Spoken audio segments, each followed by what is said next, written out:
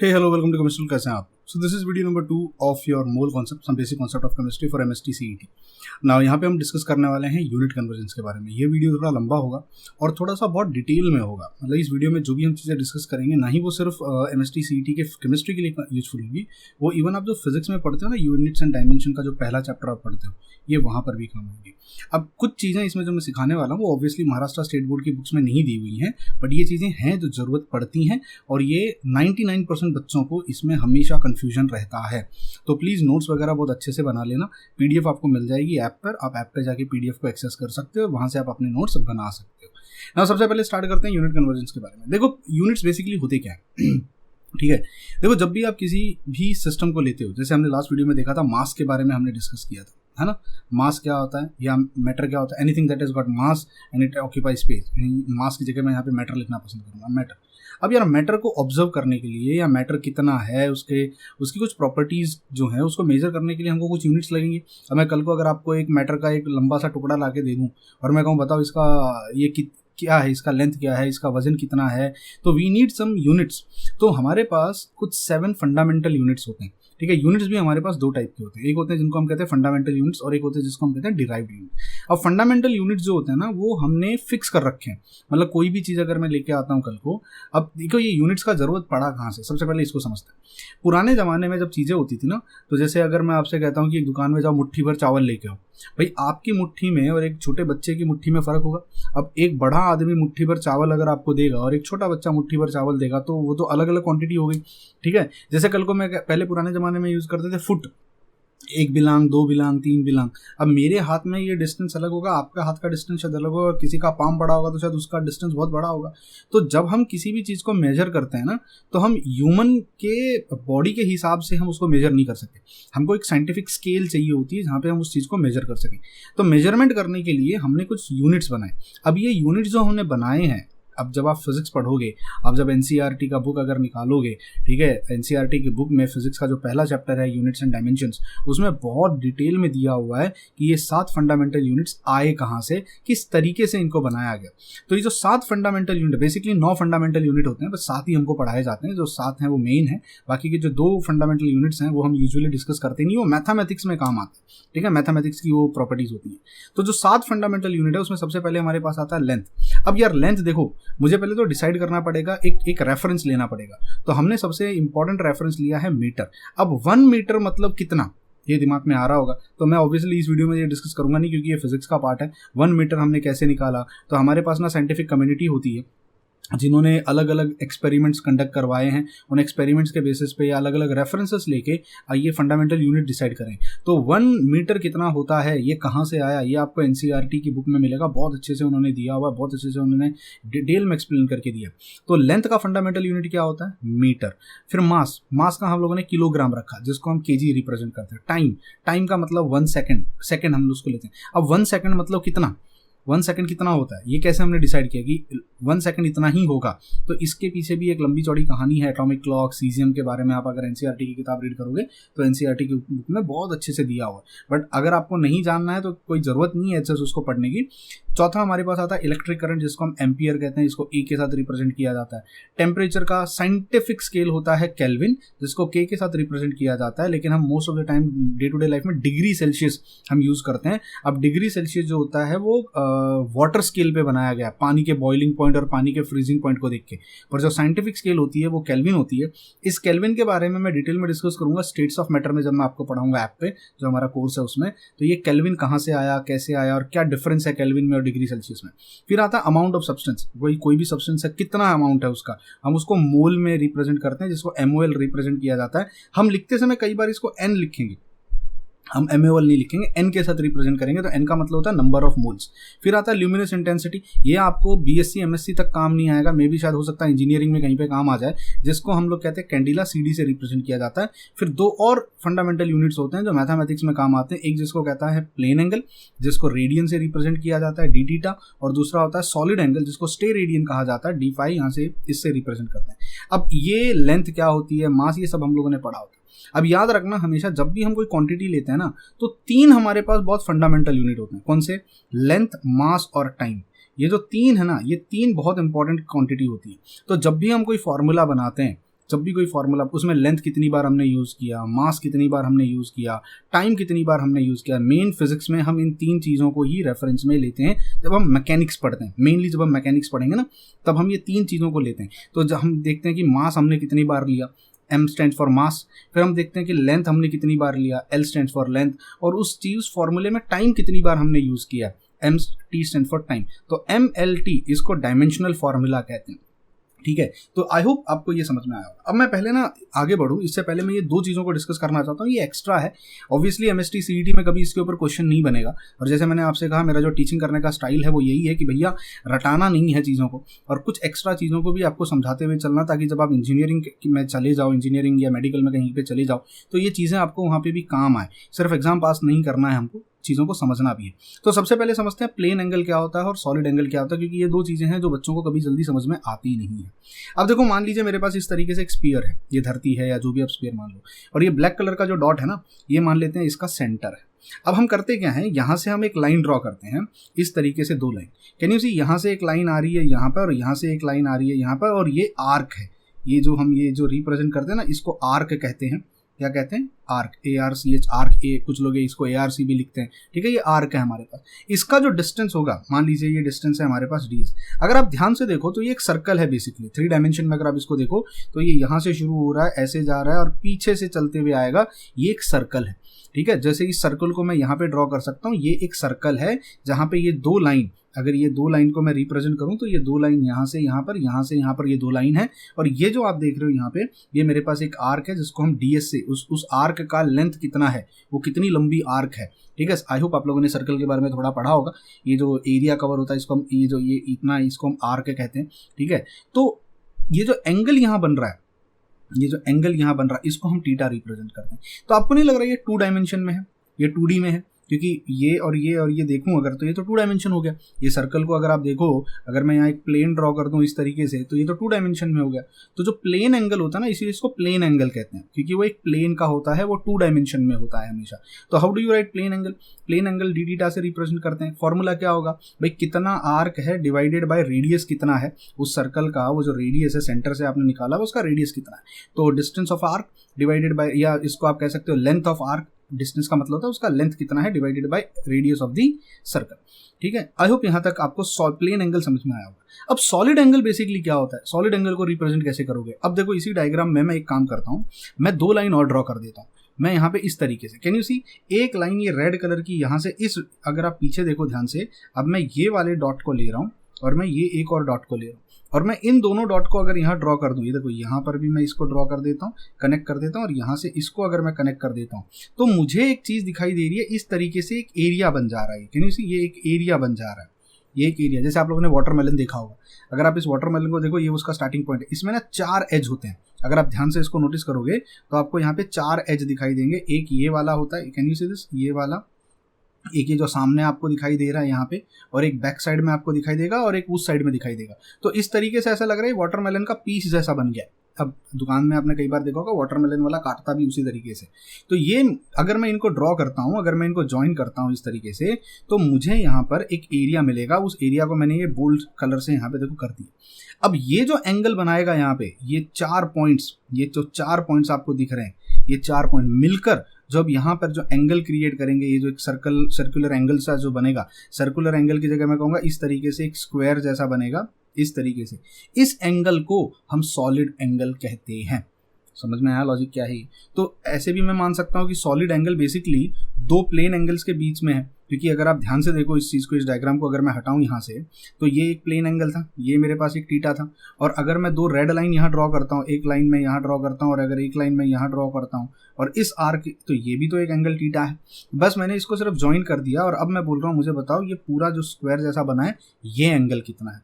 आई hope आपको ये logic समझ में आ रहा है। मैं थोड़ा 3D में इसको सिखाने की कोशिश कर रहा हूँ। बेसिकली ये केमिस्ट्री MST CET के लिए कोई इसकी ज़रूरत नहीं है, ये फिजिक्स में पढ़ाया जाता है। बट भाई आप मेरे पास आए हो पढ़ने के लिए, तो ऐसा थोड़ी ना होता सर आप उतना ही पढ़ाओ जितना बुक में दिया हुआ है, तो थोड़ा तो हम एक्स्ट्रा डिस्कस करेंगे। तो ये आप समझ लीजिए वो एक्स्ट्रा चीज़ें मैं आपके साथ डिस्कस कर रहा हूँ। तो सॉलिड एंगल को रिप्रेजेंट कैसे करते हैं, ये देखो इस तरीके से इसको रिप्रेजेंट करते हैं। अब ये क्या होगा, ये जो प्लेन आपने देखा था ना यहाँ पे, ये प्लेन जो आप देख रहे हो, ये प्लेन, अब ये इसका प्लेन हो जाएगा divided by R², divided by R square. I hope आपको सॉलिड एंगल और प्लेन एंगल के बीच का डिफरेंस समझ में आया। अब इसके बाद जो मैं चीज़ आपको सिखाने जा रहा हूँ वो मैथ्स में बहुत काम आएगी, इवन वो फिजिक्स में भी बहुत काम आएगी, और मुझे कभी कभी केमिस्ट्री में वो काम आ जाएगी, स्पेशली जब आपको क्वांटम सिखाऊंगा, जब मैं आपको ऑर्बिटल के बारे में समझाऊंगा। और वो होता है डिफरेंट एंगल्स और उसका कन्वर्जन।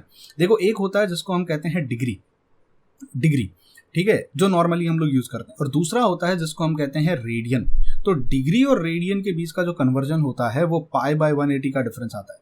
अगर आपको डिग्री को रेडियन में कन्वर्ट करना है तो आपको मल्टीप्लाई करना पड़ेगा पाई बाय 180। जैसे कल को अगर कोई मुझसे कहता है 60 डिग्री है मेरे पास, या चलो मैं कहता हूँ मेरे पास 30 डिग्री है, तो 30 डिग्री मतलब कितना रेडियन हो गया, तो मैं क्या करूँगा, 30 को मल्टीप्लाई कर दूंगा पाई डिवाइडेड बाय 180 के साथ। अब ये मल्टीप्लाई करके देख लो, ये कैंसिल हो जाएगा, ये कैंसिल हो जाएगा, अभी ये पाई बाय 180 आ जाएगा। अब देख लो कितना आ जाता है, मेरे ख्याल से 3 6 जा, है ना, 3 6 जा 18, तो ये हो जाएगा 3 6 जा, तो ये हो जाएगा पाई डिवाइडेड बाय 6। तो 30 degree can also be represented at pi divided by 6। I hope logic समझ में आया। तो ये कन्वर्जन है। अगर कल को कोई आपको कह देता है कि रेडियन में उसने अगर आपको एंगल दिया हुआ है उसको डिग्री में कन्वर्ट करो, तो रेडियन को अगर डिग्री में कन्वर्ट करना है तो इसका उल्टा हो जाएगा। अगर मल्टीप्लाई पाई डिवाइडेड बाय 180 किया है तो यहाँ पे मल्टीप्लाई किससे करना पड़ेगा, 180 डिवाइडेड बाय पाई। लॉजिक समझ में आया आपको। तो यहाँ हमारे पास अलग अलग एंगल्स होते हैं, ये आपको याद रखना। जैसे 30 degree is pi by 6, 1 pi by 6, तो 60 डिग्री कितना हो जाएगा, 30 का डबल है ना, तो 2 पाई बाय 6। 90 डिग्री कितना हो जाएगा, 30 का ट्रिपल है, तो 3 पाई बाय 6, जिसको पाई बाय 2 कहते हैं। तो 90 degree is equal to pi by 2, एक तो ये याद रखना, और 0 degree is equal to 2 pi, ये भी याद रखना। ये 2 पाई पे मैं थोड़ी देर के बाद आता हूँ, आपको समझ में आएगा। फिर 120 डिग्री कितना हो गया, 4 टाइम्स 30 डिग्री होता है, तो 4 टाइम्स 4 पाई बाय 6 हो जाएगा। फिर 150 डिग्री कितना होता है, 30 डिग्री का 5 टाइम्स होता है, तो 5 पाई बाय 6 हो जाएगा। 180 डिग्री कितना होता है, 30 डिग्री का 6 टाइम्स होता है, तो 6 पाई बाय 6, मतलब ये कितना हो जाएगा, पाई। तो ये 180 का भी याद रखना है आपको। 90 डिग्री मतलब पाई बाय 2, 180 डिग्री का मतलब होता है पाई। मैं ये रेडियन में बात कर रहा हूँ और ये 30 डिग्री में। लॉजिक समझ में आया। फिर ऐसे ही सिमिलरली मैं आगे कंटिन्यू करता जाऊंगा। फिर अपने को 270 याद रखना है, ये 270 इज 3 पाई बाय 2, और फिर सिमिलरली 360 का मतलब हो जाता है 0 डिग्री कहूँ या इसको 360 डिग्री कहूँ, इसका मतलब हो जाता है हमारे पास ये 2 पाई हो गया। तो ये 4 वैल्यूज याद रखनी है। अब ये क्यों मैं बता रहा हूँ, क्योंकि आप लोगों ने अगर देखा होगा sine 0, sine 30, sine 60, sine 90, sine 180, है ना, तो कहीं कहीं पे उसको ना पाई लिख देंगे। तो साइन पाई का वैल्यू कितना होता है, बच्चा घबरा जाता है, अरे साइन पाई का वैल्यू कहाँ से निकल के आ गया। ये मैथमेटिकल एप्लीकेशन है, इसका केमिस्ट्री से कोई लेना देना नहीं है, बट मैं आपको ये चीज़ें एक्स्ट्रा सिखा रहा हूँ क्योंकि मैं ऐसा मानता हूँ कि जो बच्चा मेरे पास पढ़ने आया उसको ये सारी चीज़ें पता होनी चाहिए। कल को जब आप कहीं पे और दूसरा सब्जेक्ट पढ़ने बैठो तो आपको ये लगना चाहिए कि भाई हाँ, ये तो केमिस्ट्री के टीचर ने ऑलरेडी सिखा रखा है। तो डिग्री सेल्सियस, डिग्री से लेके रेडियन का कन्वर्जन और रेडियन से डिग्री का कन्वर्जन आपको ये याद रखना है। और अलग अलग एंगल्स पे मेन एंगल जो मैंने आपके सामने बॉक्स बना दिए हैं, 0 डिग्री, 90 डिग्री, 180 डिग्री, 270 डिग्री और 360 या 0 डिग्री जिसको हम कहते हैं। ठीक है, आगे बढ़े। ओके, अब आते हैं हम सबसे पहले मेन चीज पे जिसको हम कहते हैं डिराइव्ड यूनिट। देखो, फंडामेंटल यूनिट तो हमने देख लिया। फंडामेंटल यूनिट भाई क्या होता है हमारे पास 7 फंडामेंटल यूनिट होते हैं। मैं 2 को अभी फिलहाल इग्नोर कर रहा हूँ क्योंकि मैथ्स के ये 7वां भी जो होगा ये भी हमारे किसी काम का नहीं है। ये 7वां यूनिट भी लेमिनेस इंटेंसिटी जो होगा वो हमको कभी काम आने वाला नहीं है। हमारे लिए 6 फंडामेंटल यूनिट जो होते हैं ना, ये मेन है। इन 6 फंडामेंटल यूनिट्स को यूज करके मैं क्या अलग अलग यूनिट्स बना सकता हूँ। हाँ, इन 7 या 9 फंडामेंटल यूनिट्स के अलावा जितने भी यूनिट्स आपको मिलेंगे वो सारे डिराइव्ड यूनिट्स होंगे। जैसे बेहतरीन एग्जांपल मैं आपको इसका दे सकता हूँ। जैसे एग्जांपल के तौर पे एरिया मतलब क्या होता है, एक लेंथ और दूसरी लेंथ को मल्टीप्लाई कर दो। ये एक लेंथ है, ये दूसरी लेंथ है, इससे जो ये जो 2 पॉइंट्स होंगे, ये जहां पर भी मिलेंगे इस तरीके से, तो ये जो जितना एरिया कवर करेगा ये, तो एरिया बेसिकली मतलब क्या हो गया, एक लेंथ को दूसरे लेंथ से मल्टीप्लाई कर दिया, तो लेंथ इंटू लेंथ हो गया। लेंथ का ऐसा यूनिट क्या होता है, what is the unit of length, meter होता है, तो मीटर स्क्वायर हो जाएगा। Meter into meter, meter square हो जाएगा। सिमिलरली वॉल्यूम का क्या होगा, वॉल्यूम अब 3 डायमेंशन में चली जाएगी। अब अगर मैं तीसरा भी चीज़ ले लूँ यहाँ पे, तो इस तरीके से अगर मैं तीसरी चीज़ भी इसमें ऐड कर दूँ, ये देखो ये तीसरी चीज़ भी मैं इसमें ऐड कर दे रहा हूँ, तो एक लेंथ, दूसरा लेंथ और तीसरा लेंथ। अब ये 3 पॉइंट्स जहाँ पर भी इस तरीके से मैं इन तीनों पॉइंट्स को जब जोड़ के एक क्यूब बनाऊंगा तो मुझे वो वॉल्यूम मिलेगा। वॉल्यूम क्या हो जाएगा, लेंथ इंटू लेंथ मतलब मीटर क्यूब, क्योंकि लेंथ का ऐसा यूनिट क्या होता है, what is the fundamental unit, fundamental unit उसका होता है मीटर क्यूब। सिमिलरली डेंसिटी मतलब क्या होता है, मास अपॉन वॉल्यूम। मास को किस में लेते हैं, केजी में। वॉल्यूम अब थोड़ी देर पहले हमने देखा वो तो मीटर क्यूब था, तो KG upon meter cube. Similarly force क्या होता है, mass into acceleration, mass KG में आ जाएगा। एक्सेलरेशन का मतलब क्या होता है, डिस्टेंस अपॉन टाइम स्क्वायर, तो मीटर अपॉन सेकेंड स्क्वायर। अब ये एक्सेलरेशन का फॉर्मूला मुझसे मत पूछना, ये 9th में आप पढ़ के आए हो। फिर वर्क या एनर्जी का फॉर्मूला क्या होता है, फोर्स इंटू डिस्प्लेसमेंट। फोर्स का फॉर्मूला हमने थोड़ी देर पहले ही देखा, केजी मीटर पर सेकंड स्क्वायर, तो केजी मीटर पर सेकंड स्क्वायर। और डिस्प्लेसमेंट का फॉर्मूला क्या होता है, डिस्प्लेसमेंट मतलब लेंथ की बात कर रहा हूँ ना मैं, कितनी लेंथ से वो डिस्प्लेस हो गई, मतलब वहाँ पे क्या आ जाएगा, मीटर आ जाएगा। सिमिलरली अगर मैं देखूँ प्रेशर का formula, that is force upon area. Force का फॉर्मूला हमने ऑलरेडी देख लिया, केजी मीटर पर सेकंड स्क्वायर होता है, और एरिया का फॉर्मूला मीटर स्क्वायर होता है। मीटर और मीटर कैंसिल हो जाएगा, सेकंड स्क्वायर नीचे आ जाएगा, केजी मीटर पर सेकंड स्क्वायर। ये हमारा प्रेशर का फॉर्मूला हो गया। अब यहाँ मैं एक एक्स्ट्रा चीज आपको सिखा रहा हूँ, that is called as dimensional formula. अब डायमेंशनल फॉर्मूला का मतलब क्या होता है, किसी भी डिराइव्ड यूनिट में लेंथ, मास, लेंथ और टाइम आपने कितनी बार यूज किया। जैसे एरिया के फॉर्मूले में सिर्फ लेंथ 2 बार आई है, मास और टाइम नहीं आया, तो लेंथ 2 बार आई है ना, तो मास यहाँ पे 0 हो जाएगा, लेंथ यहाँ पे 2 हो जाएगी, मैंने ये थोड़ा सा गलत लिख दिया, यहाँ पे ये 0 हो जाएगा, लेंथ यहाँ पे 2 बार हो जाएगी और टाइम यहाँ पे 0 हो जाएगा, क्योंकि मास भी यूज नहीं किया, टाइम भी यूज नहीं किया। लॉजिक समझ में आया। फिर वॉल्यूम के फॉर्मूले में अगर देखो तो लेंथ इंटू लेंथ 3 बार यूज किया, मतलब मास यहाँ पे कितना हो जाएगा, मास यहाँ पे 0 हो जाएगा, लेंथ यहाँ पे 3 बार हो जाएगी, टाइम हमने बिल्कुल भी यूज नहीं किया। सिमिलरली डेंसिटी के फॉर्मूले को अगर मैं चेक करूँ तो मास अपॉन वॉल्यूम है, यहाँ मास एक बार यूज किया है, केजी आया है, तो मास एक बार यूज किया। अगर नीचे देखो तो मीटर क्यूब है, मीटर क्यूब का मतलब होता है लेंथ, मीटर मतलब लेंथ 3 बार किया है। अब अगर ये ऊपर चली जाए तो क्या हो जाएगी, इसको आप कैसे लिख सकते हो, इसको आप लिख सकते हो केजी मीटर क्यूब, पर ये मीटर क्यूब अब ऊपर चला गया है तो रेस टू -3 हो जाएगा। तो लेंथ 3 बार है पर माइनस में है तो -3 हो जाएगा। सिमिलरली फोर्स के फॉर्मूले में देखो, केजी है, मास है, लेंथ है और टाइम है, पर मास और लेंथ ऊपर है, एक बार है, तो mass raise to 1, length raise to 1, time नीचे दिया हुआ है 2 बार, पर ऊपर जाएगा तो -2 हो जाएगा, टाइम रेस टू -2, इसको डायमेंशनल फार्मूला कहते हैं। सिमिलरली वर्क डन का और प्रेशर का डायमेंशनल फार्मूला देख लो, आपको अपने आप समझ में आएगा। तो ये ऊपर मैंने थोड़ा सा मिस्टेक कर दिया लिखते समय, पर मैं करेक्ट कर रहा हूँ, यहाँ पे 2 आएगा, यहाँ पे 3 आएगा, जब आपको पीडीएफ मिलेगी तो उसमें ये रेक्टिफाइड होगा। ठीक है, यहाँ तक लॉजिक समझ में आया। तो डिराइव्ड यूनिट्स क्या होते हैं। अब ऐसे हमारे पास बहुत सारे डिराइव्ड यूनिट है, मेरे पास लंबी चौड़ी लिस्ट है, अगर आप चाहते हो बहुत लंबी चौड़ी लिस्ट है मेरे पास डिराइव्ड यूनिट्स की, अलग अलग फॉर्मूलेज हैं मेरे पास। मेरे पास कुछ 98 या 90 डिराइव्ड यूनिट्स हैं मेरे पास अलग अलग, जो इंजीनियरिंग में आपको काम आएंगे। कभी जरूरत पड़ेगी तो मैं आपको व्हाट्सएप पे, टेलीग्राम पे कहीं पे शेयर कर दूंगा, या जब मैं कभी फिजिक्स पढ़ाना शुरू करूंगा तब मैं वहाँ पे आपके साथ शेयर कर दूंगा। और डायमेंशनल फॉर्मूला कैसे यूज करते हैं, आई होप आपको ये भी लॉजिक समझ में आ गया होगा। अब आगे बढ़ते हैं, अब आते हैं सब कॉमन प्रीफिक्स पे। देखो ये जो कॉमन प्रीफिक्स होते हैं ना, ये बहुत इंपॉर्टेंट है और ये भी बच्चों को कई बार समझ में नहीं आते। जैसे मान लीजिए मैंने एक लेंथ ले ली है ये, और मैं कहता हूँ ये मेरे पास 1 मीटर है, दिस इज 1 मीटर। अब अगर मैं कल को इससे 10 टाइम्स बड़ी लेंथ ले लूँ, तो एक 1 मीटर जो मेरे पास है, एक 1 मीटर का एक डिस्टेंस है, उससे 10 गुना मैं ले लूँ, तो जो x होगा ना, ये x का मतलब होता है ये कुछ भी हो सकता है, लेंथ हो सकता है, मास हो सकता है, 7 फंडामेंटल यूनिट में से कोई भी फंडामेंटल यूनिट हो सकता है। क्योंकि मैं यहाँ पे ये नहीं कह रहा हूँ कि मैं लेंथ लेके चल रहा हूँ या टाइम लेके चल रहा हूँ या मैं मास लेके चल रहा हूँ, ये x कुछ भी हो सकता है। फॉर अ टाइमिंग मान के चलते हैं कि ये मेरे पास 1 मीटर है, ठीक है। अगर कल को मैं कहता हूँ 1 मीटर का 10 गुना ज्यादा लेके आया, मतलब मैं यहाँ पे लेके आ गया 10 मीटर, तो 10 मीटर का मतलब क्या हो गया, 10 का हम डेका कहते हैं, तो ये डेका मीटर हो गया। तो 10 meter can also be called as deca meter. Logic समझ में आया। अभी कल को मैं कहता हूँ मैं 100 मीटर लेके आ गया, 100 मीटर का मतलब होता है 10⁻²मीटर, तो कभी भी 10⁻²x आएगा। x मतलब यहाँ कोई भी फंडामेंटल क्वांटिटी हो सकती है, मैं फिलहाल मीटर लेके चल रहा हूँ, वहाँ पे kg भी हो सकता था। तो जैसे अगर मैं यहाँ पे लिख देता kg, तो 1 kg, और अगर 10 kg होगा तो उसको हम क्या कहेंगे, उसको डेका kg कहेंगे। और अगर वो 100 kg होगा तो उसको हम कहेंगे हेक्टो kg। और अगर वहीं पे वो 1000 kg होगा तो, या चलो 1000 kg होगा तो देखो यहाँ पे आप देख रहे हो किलो, तो वो 1000 में चला जाएगा। आई होप वो उसको हम किलो कहेंगे।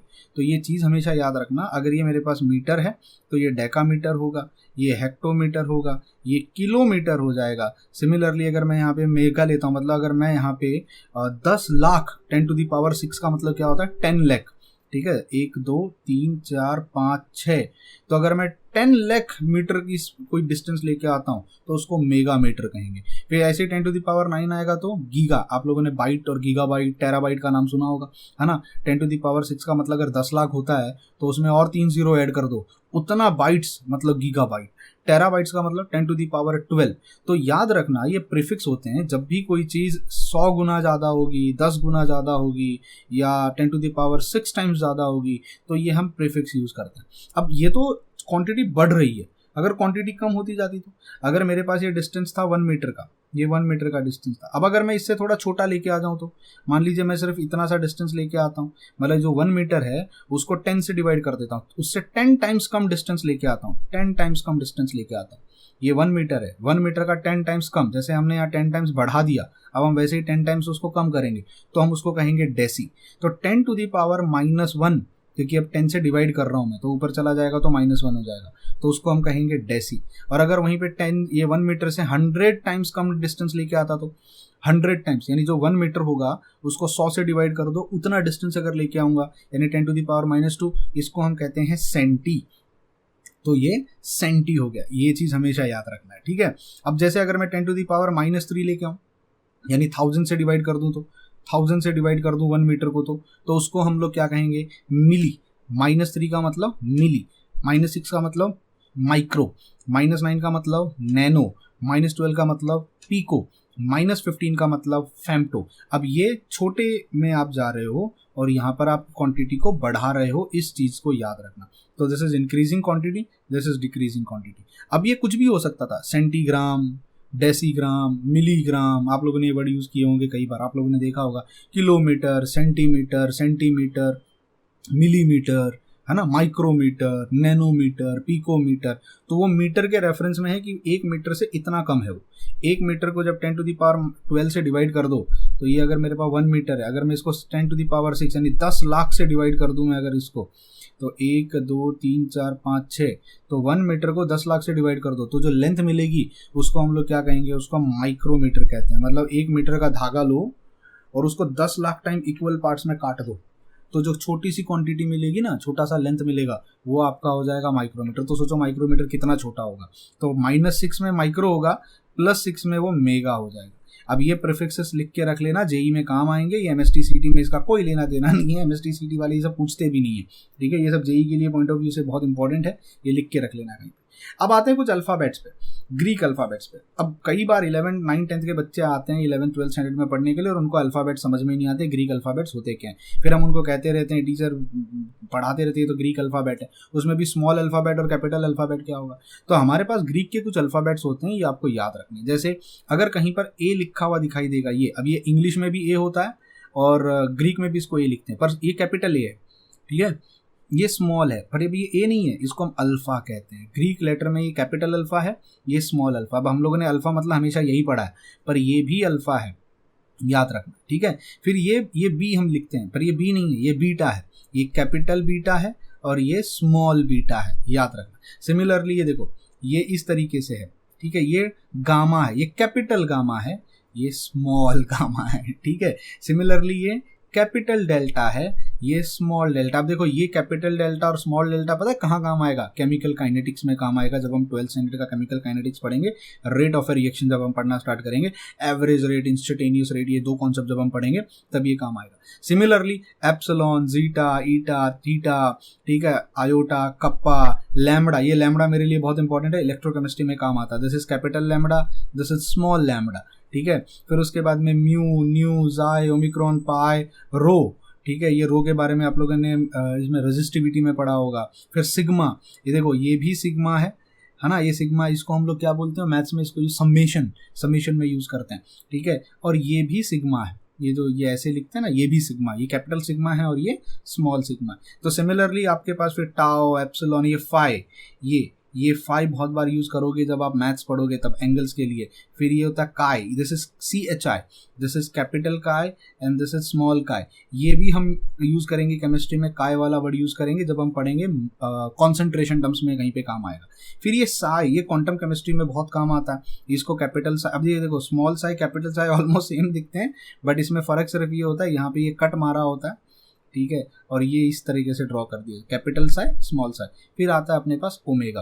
तो आप लोगों ने ओमेगा वर्ड भी कई बार देखा होगा, रेजिस्टिविटी, रेजिस्टेंस का क्या लिखते हो, यही लिखते हो ना, तो ये ओमेगा है, ठीक है, और ये स्मॉल ओमेगा है। तो ये ग्रीक अल्फ़ाबेट्स भी कहीं पे लिख के रख लेना। देखो CET में कभी इन पे क्वेश्चन नहीं बनेगा, this is just for the sake of information, knowledge. अब भाई आए हो साइंस की दुनिया में, केमिस्ट्री पढ़ने, मैथ्स पढ़ने, फिजिक्स पढ़ने, तो ये बेसिक चीज़ें तो आनी चाहिए ना यार, ठीक है। आगे बढ़ते हैं, अब आते हैं मेन यूनिट कन्वर्जन्स पे। सबसे पहला हमारा जो यूनिट कन्वर्जन हमारे पास आता है वो यूनिट कन्वर्जन आता है लेंथ का।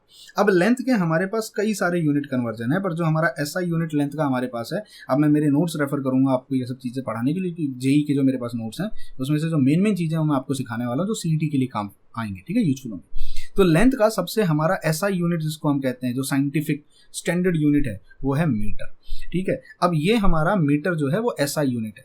अब अगर कोई मीटर से 100 गुना ज़्यादा है तो हम उसको कहते हैं, अगर मान लीजिए 10⁻³ में अगर कोई चीज़ 10⁻³ टाइम्स मीटर प्रेजेंट है तो हम लोग उसको कहते हैं किलोमीटर। अब किलोमीटर हमारा एसआई यूनिट नहीं है, याद रखना।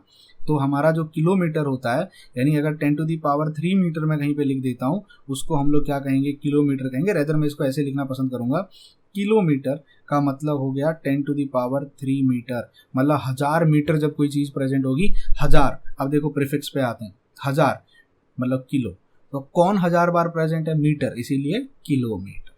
लॉजिक समझा। तो हम 1 मीटर को अपना रेफरेंस लेके चलेंगे, ये 1 मीटर हमारा रेफरेंस। अब अगर मैं इससे नीचे चले जाऊं तो फिर हमारे पास आएगा सेंटीमीटर, फिर हमारे पास आएगा मिलीमीटर, फिर हमारे पास आएगा माइक्रोमीटर, फिर हमारे पास आएगा नैनोमीटर जिसको हम नैनोमीटर कहते हैं, फिर हमारे पास आएगा एंगस्ट्रॉम, फिर हमारे पास आएगा पिकोमीटर, फिर हमारे पास आएगा फेम्टोमीटर जिसको हम एफएम लिखते हैं, ठीक है। अब इनके कन्वर्जेंस क्या है, सेंटीमीटर का मतलब क्या, अब सेंटी का मतलब मैंने आपको ऑलरेडी सिखा दिया, सेंटी का मतलब -2 होता है। तो मीटर को अगर मैं 100 से डिवाइड कर दूं, 100 से डिवाइड मतलब मल्टीप्लाई कितने से करना पड़ेगा, 10⁻² मीटर हो जाएगा। तो 1 सेंटीमीटर का मतलब 10⁻² मीटर, ये याद रखना।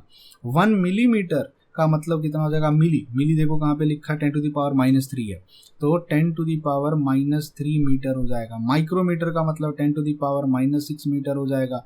नैनोमीटर का मतलब 10⁻9 मीटर हो जाएगा। एंगस्ट्रॉम का मतलब 10⁻10 मीटर हो जाएगा। पिकोमीटर का मतलब 10⁻12 मीटर हो जाएगा। और फेम्टोमीटर का मतलब 10⁻15 हो जाएगा, ये याद रखना। अब सर हमको डे टू डे लाइफ में केमिस्ट्री करते समय क्या क्या इंपॉर्टेंट चीज़ें याद रखनी है। सबसे चीज़ इंपॉर्टेंट हमारे पास आती है जिसको हम कहते हैं मिलीमीटर। फिर थोड़ा इंक्रीज करूँगा तो मेरे पास आता है, मैं थोड़ा यहाँ पे लिखता हूँ, ये ज़्यादा बेटर होगा। हमारे पास आता है मिलीमीटर, फिर हमारे पास आता है सेंटीमीटर, देखो मिलीमीटर सेंटीमीटर, फिर हमारे पास आता है मीटर, और फिर हमारे पास आता है किलोमीटर। एक रूल सिखा रहा हूँ, उस रूल को समझो। जब भी स्मॉल यूनिट को बड़े यूनिट में कन्वर्ट करना हो, अगर मैं चाहता हूँ मिलीमीटर को सेंटीमीटर में कन्वर्ट करूँ, या सेंटीमीटर को मीटर में कन्वर्ट करूँ, या मीटर को किलोमीटर में कन्वर्ट करूँ, तो कन्वर्ट करूँगा कैसे। तो जब भी हम स्मॉल यूनिट को बड़े यूनिट में कन्वर्ट कर रहे हैं तो हमेशा माइनस से मल्टीप्लाई करना पड़ेगा। तो मिलीमीटर और सेंटीमीटर के बीच में फ़र्क कितने का होता है, मिलीमीटर और सेंटीमीटर के बीच में का फ़र्क देखो -1 का है, तो मुझे यहाँ मल्टीप्लाइड बाय 10⁻⁻1 करना पड़ेगा। अब ये बाय हार्ट करना पड़ेगा। सेंटीमीटर से मीटर के बीच में, सेंटीमीटर से मीटर के बीच में 100 का फ़र्क है, तो मल्टीप्लाइड बाय मुझे 10⁻2 करना पड़ेगा। और मीटर से किलोमीटर के बीच में 1000 का फ़र्क है, तो मुझे मल्टीप्लाइड बाय 10⁻³ करना पड़ेगा, ये याद रखना।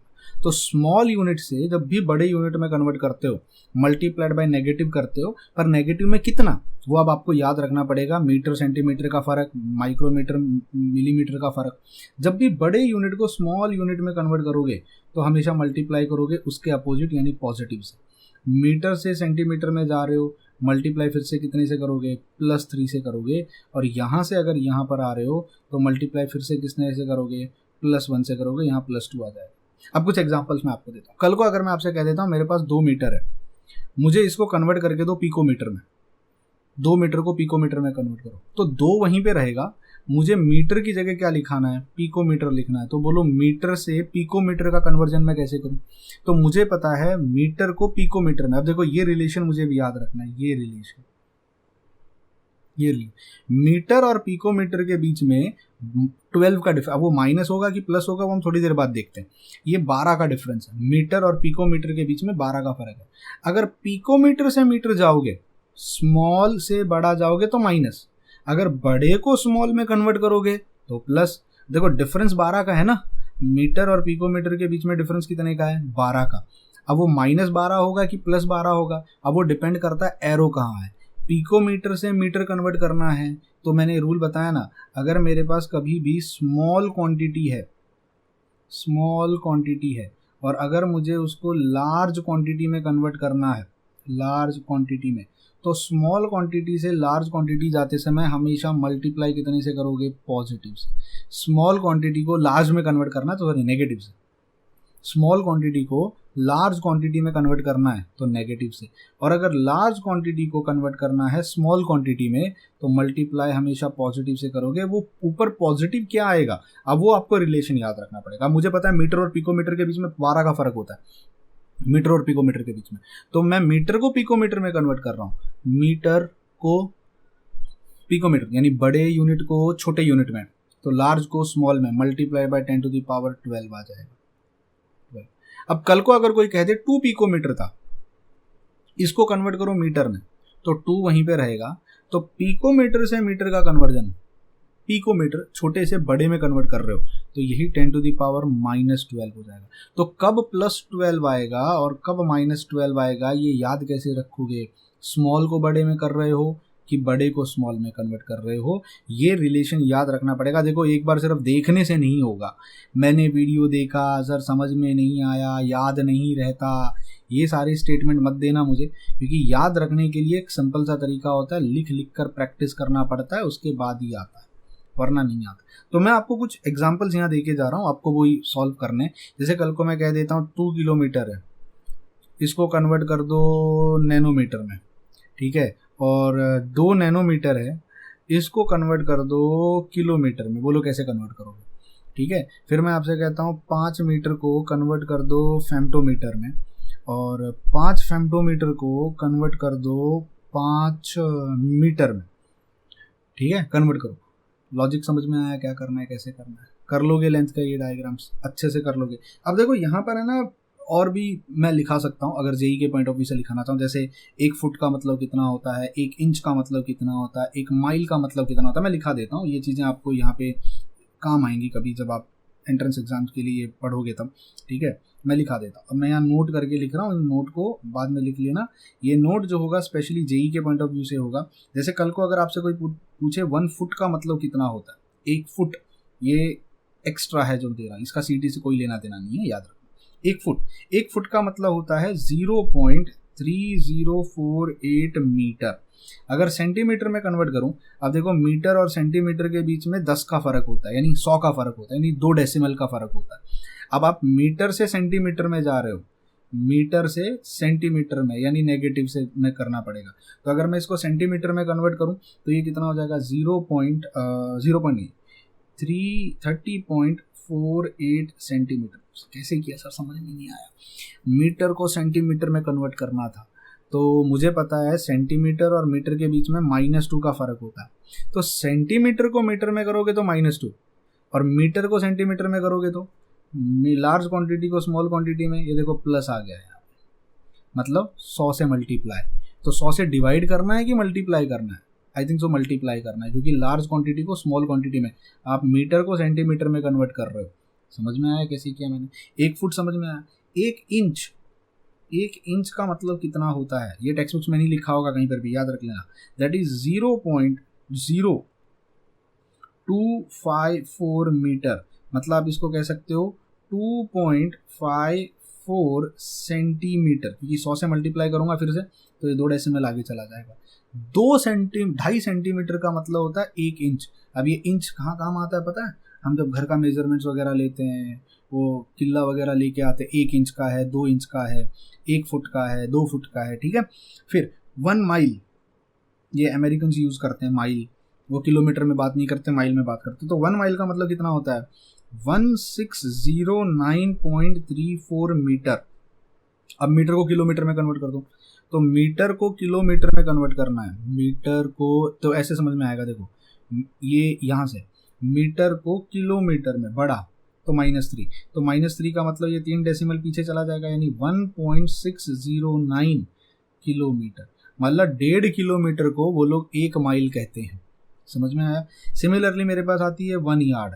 अब ये यार्ड हम क्रिकेट में कई बार सुना होगा, यार्ड पिच, तो 0.9144 मीटर। अब इसको किलोमीटर में कन्वर्ट करो तो कितना हो जाएगा, या आप इसको सेंटीमीटर में कर लो, आपकी मर्जी। ये बड़ा नंबर था इसलिए मैंने किलोमीटर में किया।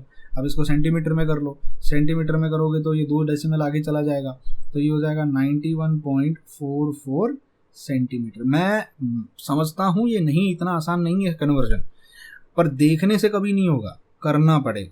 कोई भी एक नंबर मन में उठा लो, एक रैंडम नंबर उठा लो, जैसे 50 किलोमीटर, आज मैं इसको कन्वर्ट करूँगा नैनोमीटर में, तो नंबर उठाओ और खुद से कन्वर्ट करो, देखो आप कन्वर्ट सही कर पा रहे हो।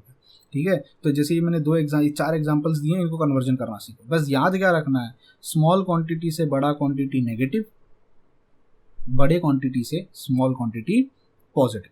अब वो पॉजिटिव कितना, तो वो आपको रिलेशन याद रखना पड़ेगा कि रिलेशन कैसे लेके आ रहे हैं। समझ में आया? अब बेहतरीन इसका एक ट्रिक बता देता हूँ। जब भी कोई भी चीज़ दी होगी, पहले ना उसको मीटर में कन्वर्ट कर लो। जैसे मान लो अभी तुमको मैंने एक एग्जांपल दे दिया, यहाँ पे मैंने एक एग्जांपल के तौर पे पूछा 50 किलोमीटर को कन्वर्ट करो, वो कितना नैनोमीटर होगा। अब डायरेक्ट किलोमीटर से नैनोमीटर का रिलेशन तो मुझे भी नहीं पता क्या है, मुझे भी सच में याद नहीं है क्या कितना रिलेशन है, पर मैं एक काम करता हूँ, मैं किलोमीटर को मीटर में कन्वर्ट कर सकता हूँ। तो किलोमीटर को मीटर में करूँगा, मतलब ये कितना हो जाएगा, 50 होगा मल्टीप्लाइड बाय 10⁻³ हो जाएगा। ये देखो मीटर में कन्वर्ट हो गया। अब मीटर से मैं कहीं भी जा सकता हूँ, क्योंकि मुझे पता है मीटर के बाद का सारा रिलेशन मैंने याद करके रखा हुआ। मेरे को किलोमीटर का सबके साथ रिलेशन नहीं मालूम है, लेकिन मुझे पता है मीटर के बाद सबका रिलेशन क्या क्या है। तो मीटर हमारा जो SI यूनिट है ना, उसका रिलेशन हमको सबके साथ पता है। तो जब भी कभी कोई चीज़ दी होगी और कभी फंस जाते हो लेंथ के कन्वर्जेंस में, आप डायरेक्ट उसको मीटर में कन्वर्ट कर लो, और मीटर में कन्वर्ट करने के बाद अब बताओ नैनोमीटर में कितना होगा। अब मीटर और नैनोमीटर का डिफरेंस कितना है, मीटर और नैनोमीटर इस टाइम। अच्छा, मैं यॉर्निंग कर रहा हूँ बिकॉज मैं बहुत रात, अभी मैं जब ये शूट कर रहा हूँ तो रात के 3 बज रहे हैं।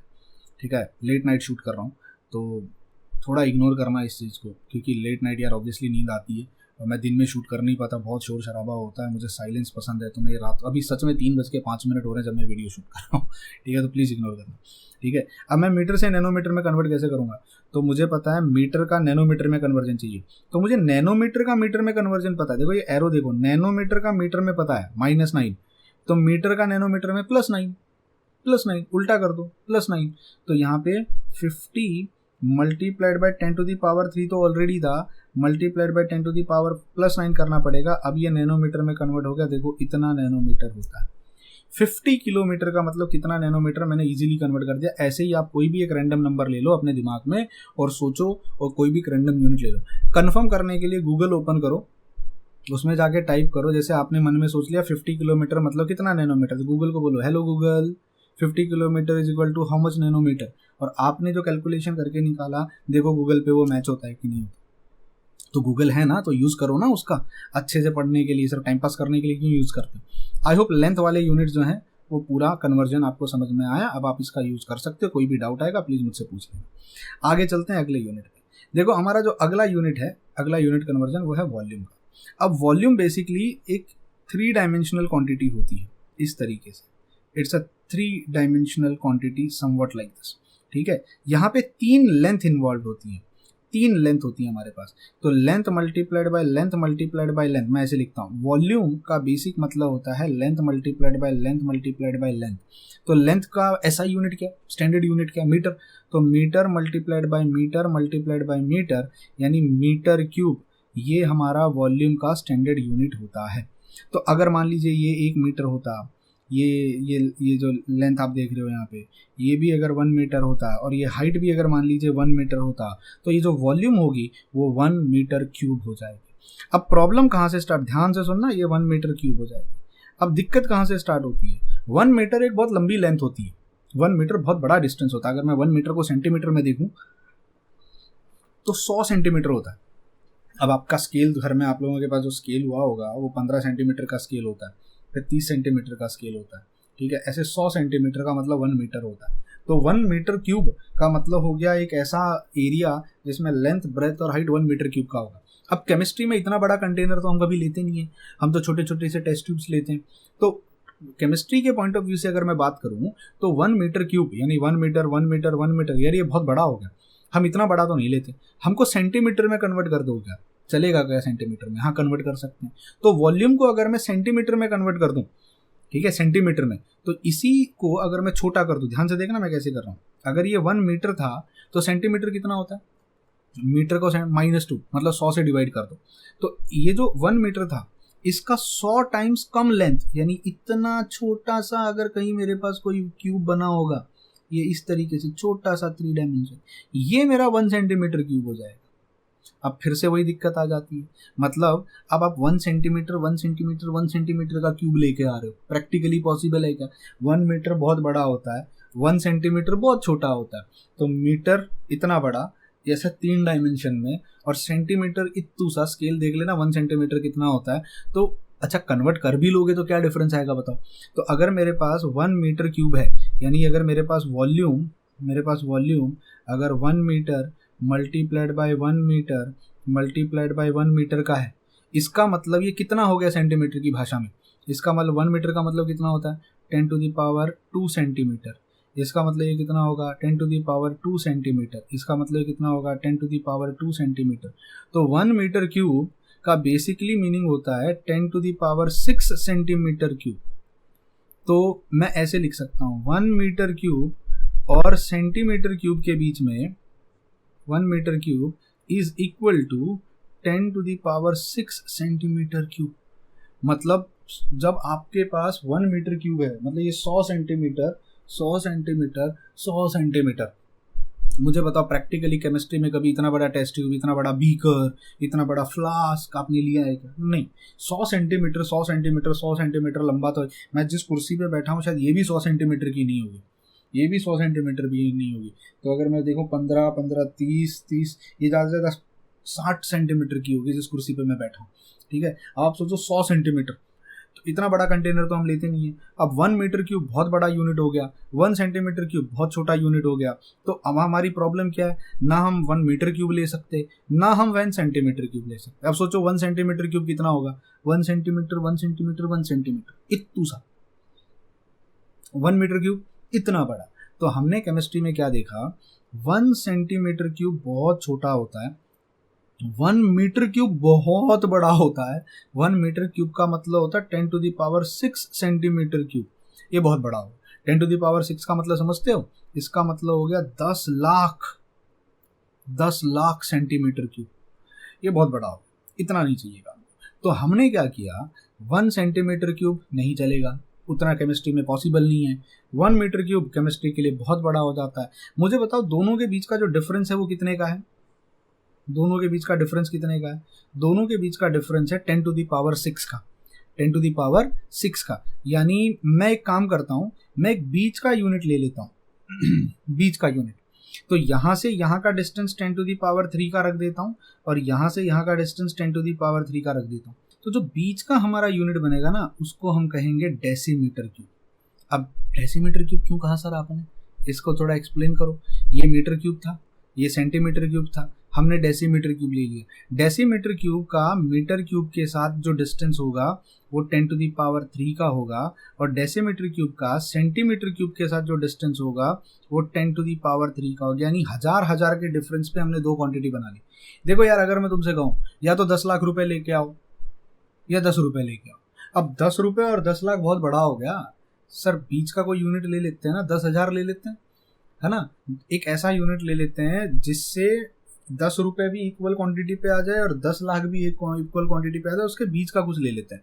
तो यार 1 मीटर क्यूब बहुत बड़ा यूनिट है, 1 सेंटीमीटर क्यूब बहुत छोटा यूनिट है, और दोनों के बीच में 10 लाख का डिफरेंस है, 10 टू द पावर 6 का फर्क है। 10 टू द पावर 6 का मतलब 10 लाख। तो हमने एक बीच का यूनिट ले लिया, बीच में यहाँ से यहाँ 1000 का डिफरेंस, यहाँ से यहाँ 1000 का डिफरेंस। अगर आप ओवरऑल चेक करो इसको, अगर आप ओवरऑल इसको चेक करोगे, डेसीमीटर सेंटीमीटर क्यूब और मीटर क्यूब के बीच का अगर आप डिफरेंस देखो तो ये 10 टू द पावर 6 हो जाएगा, क्योंकि इसको ऐड करने के बाद आएगा। अब एक चीज़ याद रखना, जो डेसीमीटर क्यूब है ना, उसको हम लोग लीटर भी कहते हैं, और सेंटीमीटर क्यूब को हम मिलीलीटर भी कहते हैं। तो decimetre cube is litre, millilitre is centimetre cube. अब इनके बीच का रिलेशन आप बता सकते हो क्या होगा? बड़ा सिंपल सा रिलेशन इसके बीच का। अगर मिलीलीटर को लीटर में कन्वर्ट करना है, क्योंकि 1000 का फर्क है, मैंने कहा ना हमने 10 टू द पावर 6 को 2 पार्ट्स में डिवाइड कर दिया, तो मुझे मल्टीप्लाई किससे करना पड़ेगा? 10 टू द पावर -3 से। और लीटर को अगर मीटर क्यूब में कन्वर्ट करना पड़ेगा तो 10 टू द पावर -3 से। मीटर क्यूब को अगर मुझे डेसीमीटर क्यूब यानी लीटर में कन्वर्ट करना होगा तो 10 टू द पावर +3 से।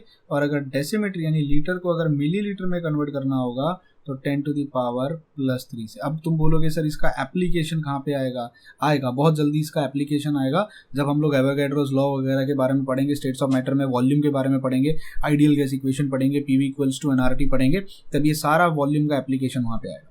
मैं उम्मीद करता हूँ वॉल्यूम के बारे में इतना मुझे लगता है समझाना इनफ हो गया। ठीक है, कैसे हमारे पास, अब देखो एक चीज़ हमेशा याद रखना, ये हमारा मेन यूनिट था, इसको हम लोग कहते हैं हमारा SI यूनिट, जो मेन स्टैंडर्ड यूनिट है हमारा।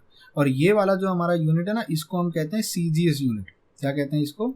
ये हमारा CGS यूनिट है। यानी देखो यूनिट को मेजर करने के दो तरीके होते हैं। जैसे मैंने आपसे कहा ना, जब हम फंडामेंटल यूनिट लेते हैं, फंडामेंटल यूनिट ले रहे हैं, तो मेरे पास एक तो होता है मास, एक होता है लेंथ और एक होता है टाइम। मास को SI यूनिट क्या है मास का? मास का SI यूनिट होता है किलोग्राम। लेंथ का SI यूनिट क्या होता है? वो होता है मीटर। टाइम का SI यूनिट क्या होता है? सेंटीमीटर। पर सेकंड, कभी कभी हम क्या कर, इसको हम SI यूनिट कहते हैं, ये इसका क्या हो गया? SI unit. पर किलोग्राम की जगह अगर मैं ग्राम ले लूं और मीटर की जगह अगर मैं सेंटीमीटर ले लूं, ठीक है, और सेकंड ही रहेगा, तो ये मेरा हो जाता है CGS, सेंटीमीटर ग्राम सेकंड वाला यूनिट। तो ये जो CGS यूनिट होता है ना, इसमें हम लोग क्या करते हैं, हम SI यूनिट नहीं लेते, उसका छोटा यूनिट्स लेते हैं, CGS यूनिट लेते हैं। तो CGS यूनिट में अगर आप देखो यहाँ पे मेरा ये जो फॉर्मूला अगर आप देख रहे हो, ये सेंटीमीटर क्यूब लिया है, मतलब सेंटीमीटर लिया है मैंने, तो वो तो आपका CGS यूनिट हो गया, और मीटर क्यूब आपका SI यूनिट हो गया। तो डेसीमीटर क्यूब जो है ना आपके पास यहाँ, ना तो ये CGS यूनिट है और ना ही ये SI यूनिट है। यानी जो हम लीटर लेते हैं ना, लीटर, वो कोई यूनिट नहीं है दोस्त, ना वो CGS यूनिट है ना ही वो SI यूनिट। तो लीटर बनाया क्यों? वो हमने बनाया केमिस्ट्री वालों ने, क्योंकि हमारी दिक्कत ये थी 100 सेंटीमीटर के कंटेनर में सोल्यूशन बना नहीं सकते, 1 सेंटीमीटर कंटेनर में सोल्यूशन बनेगा नहीं, तो हमको एक बीच का कंटेनर लेना पड़ा। बीच का कंटेनर कौन सा लेना पड़ा? 100 नहीं ले सकते, 1 नहीं ले सकते, अरे लेकिन छोटा छोटा सा कुछ तो ले सकते हैं ना। तो हमने वो 10 लाख का जो डिफरेंस आ रहा था उसको हाफ कर दिया। हाफ करने का मतलब हमने लेंथ, ब्रेड्थ और हाइट को आधा आधा आधा आधा कर दिया।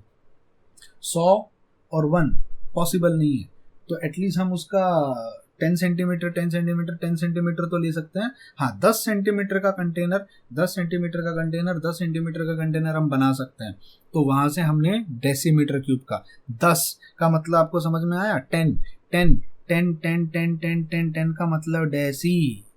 तो अब ये इसका लॉजिक समझा देता हूँ, कुछ बच्चों को शायद ये समझ में आएगा डेसीमीटर क्यूब ही क्यों कहते हैं। देखो ये 1 मीटर है, ये हम नहीं ले सकते थे, हम 1 मीटर नहीं ले सकते थे, 1 सेंटीमीटर भी नहीं ले सकते थे, 1 सेंटीमीटर में सोल्यूशन बनेगा नहीं। तो हमने क्या किया, हमने यहाँ पे छोटा सा यूनिट लिया, ना तो 1 लिया, 1 मीटर का मतलब कितना हो गया? 100 सेंटीमीटर हो गया। हम 100 सेंटीमीटर नहीं ले सकते, हम 1 सेंटीमीटर नहीं ले सकते। अगर मैं सोल्यूशन बनाना स्टार्ट करूंगा लेंथ, ब्रेथ और हाइट लेके, तो हमने ना 10 ले लिया, 10। अब 10 का मतलब क्या होता है? 10 का मतलब हम लोगों ने पढ़ा है, उसको हम डेसी कहते हैं। तो जब भी 10 का फैक्टर आएगा तो डेसी, जब हमारे पास 100 का फैक्टर आएगा तो उसको सेंटी। ठीक है, तो हमने यहाँ पे क्या ले लिया? 10 का फैक्टर ले लिया, इसीलिए डेसी वहाँ पे नाम आया। तो मीटर जो था, जो 1 मीटर था, हमने उसको कम कर दिया, 1 मीटर को हमने कम कर दिया। तो कम करके हमने कितना ले लिया? 0.1 मीटर ले लिया, क्योंकि 10 मीटर का मतलब, ये 10 सेंटीमीटर का मतलब, बहुत एडवांस पढ़ा रहा हूँ मैं, ये चीज़ समझ लेना। देखो ये 1 मीटर है, this is 1 meter, that is also equal to 100 centimeter. This is 1 centimeter, 1 centimeter. क्या 1 मीटर 1 मीटर लंबा कंटेनर ले सकते हो? नहीं। 100 सेंटीमीटर 100 सेंटीमीटर 100 सेंटीमीटर का बड़ा सा कंटेनर ले सकते हो? नहीं। क्या 1 सेंटीमीटर 1 सेंटीमीटर 1 सेंटीमीटर ले सकते हो? नहीं। तो हमने क्या किया, हम केमिस्ट्री वालों ने क्या किया भाई, कुछ नहीं करते, हम ना ऐसे 10 सेंटीमीटर का ले लेते हैं। 10 सेंटीमीटर का तो चलेगा ना? हाँ, 10 सेंटीमीटर का मतलब कितना? What is 10 centimetre? 10 सेंटीमीटर का मतलब होता है 100 सेंटीमीटर को हमने डिवाइड कितने से कर दिया? 10 से कर दिया। अब 100 सेंटीमीटर को 10 से डिवाइड किया, तभी तो 10 आंसर आया ना। What is 100 centimeter? 100 centimeter is 1 meter को 10 से डिवाइड किया।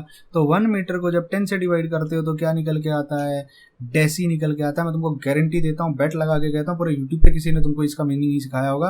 अगर सिखा दिया होगा तो मुझे लिंक भेज देना वीडियो का। बहुत कम टीचर होंगे, गलती से अगर किसी ने सिखाया होगा तो, नहीं सिखाते हैं लोग। डायरेक्ट भगाते हैं। इवन फिजिक्स वाले भी इसको नहीं सिखाते, फिजिक्स के टीचर्स भी। तो ये डेसी कहाँ से आया, ये सेंटी कहाँ से आया, ये कहाँ से आया, सेंटीमीटर क्यूब क्यों बोलते हैं, सेंटी क्यों बोलते हैं, डेसीमीटर क्यूब क्यों कहते हैं, तो ये उसके पीछे का फ़र्क। अगर मेरे को एक कंटेनर बनाना है और मैं वो कंटेनर को, मैं फिर से रिपीट कर रहा हूँ इस चीज़ को, अगर मुझे एक कंटेनर बनाना है केमिस्ट्री में, मेरे पास दो ऑप्शन है, या तो ये ले लूँ 1 मीटर का कंटेनर, उसका लेंथ, उसका ब्रेथ और उसका हाइट, ये देखो इस तरीके से ड्रॉ करता हूँ, लेंथ ब्रेथ और हाइट, ये भी 1 मीटर, ये भी 1 मीटर, ये भी 1 मीटर। अरे पॉसिबल है क्या 1 मीटर का लेना, 1 मीटर का मतलब होता है 100 सेंटीमीटर, पॉसिबल है क्या, नहीं। फिर मैं कहूँगा आज एक काम करते हैं 1 सेंटीमीटर ले लेते हैं, सीजीएस यूनिट में चले जाते हैं। तो 1 सेंटीमीटर 1 सेंटीमीटर 1 सेंटीमीटर लेना पॉसिबल है क्या, नहीं पॉसिबल है। तो हमने क्या किया, हमने एक बीच का रास्ता निकाला, भाई एक काम करते हैं हम 10 सेंटीमीटर लेके आते हैं। 10 सेंटीमीटर मतलब कितना, व्हाट इज 10 सेंटीमीटर, बड़ा सिंपल सा था, आप 100 सेंटीमीटर को 10 से डिवाइड कर दो तो 0 0 कैंसिल हो जाएगा, तो 10 सेंटीमीटर बचेगा। अब 100 सेंटीमीटर को 10 से डिवाइड किया ना, 100 सेंटीमीटर का मतलब कितना था, मतलब 1 मीटर था। 1 मीटर को कितने से डिवाइड किया, 10 से डिवाइड किया। तो जब किसी भी चीज़ को 10 से डिवाइड करते हो, 10 से डिवाइड करते हो मतलब वो डेसी हो जाती है। तो तुमने मीटर को, जो 100 सेंटीमीटर या 1 मीटर था, 1 मीटर को 10 से डिवाइड किया, ये जो 100 सेंटीमीटर है इसका मतलब हो गया 1 मीटर डिवाइडेड बाय 10, इसका मतलब ये हो गया डेसीमीटर। अब वो भी डेसीमीटर क्यूब होगा, क्यों, ये 1 डेसीमीटर, ये दूसरा डेसीमीटर, ये तीसरा डेसीमीटर। तो ये पूरा जो मेरे पास कंटेनर बनेगा, जो अब मेरे पास बनेगा 10-10, ये 10, ये 10, यहाँ से ये 10, इस तरीके से जो मेरे पास नया कंटेनर बनेगा अब 3 डायमेंशन में, वो डेसीमीटर क्यूब हो जाएगा। क्या हो जाएगा, डेसीमीटर 3 बार, तो डेसीमीटर क्यूब। लॉजिक समझो, अगर नहीं समझा होगा तो दोबारा प्लीज चेक कर लेना एक बार। मैं मानता हूँ थोड़ा सा टफ पढ़ा रहा हूँ, मैं मानता हूँ थोड़ा बहुत एडवांस लेवल पे लेके जा रहा हूँ, पर ये एडवांस लेवल नहीं है, तुमने पढ़ा नहीं इसलिए तुमको टफ लग रहा है, ये बहुत ईजी चीज़ें हैं। ये मैं इसलिए पर्पसली इस पर फोकस कर रहा हूँ क्योंकि मुझे पता है कोई तुमको नहीं पढ़ाएगा अगर आज मैंने नहीं पढ़ाया तो, और तुम कभी इसको सोच भी नहीं पाओगे कि ये meter cube, decimeter cube, centimeter cube कहाँ से आया। ये 1 मीटर का अगर मैंने 10 सेंटीमीटर कर दिया है, यानी 1 डेसीमीटर किया है, ठीक है, 100 सेंटीमीटर का 10 सेंटीमीटर यहाँ किया है, तो ये 1 डेसीमीटर हो गया, ये दूसरा डेसीमीटर हो गया, ये तीसरा डेसीमीटर। डेसीमीटर कितनी बार ले लिया मैंने, 3 बार, इसीलिए डेसीमीटर क्यूब। समझा। तो 1 लीटर को हम डेसीमीटर क्यूब भी कहते हैं, ये हमेशा याद रखना, 1 लीटर को डेसीमीटर क्यूब कहते हैं। अब मैं यहाँ कुछ नोट करके लिख रहा हूँ, उसको लिख के रख लेना। अगर कल को कोई तुमसे पूछे 1 मीटर क्यूब मतलब कितना, तो लिख देना 10⁻⁶ सेंटीमीटर क्यूब मतलब ml, मिलीलीटर।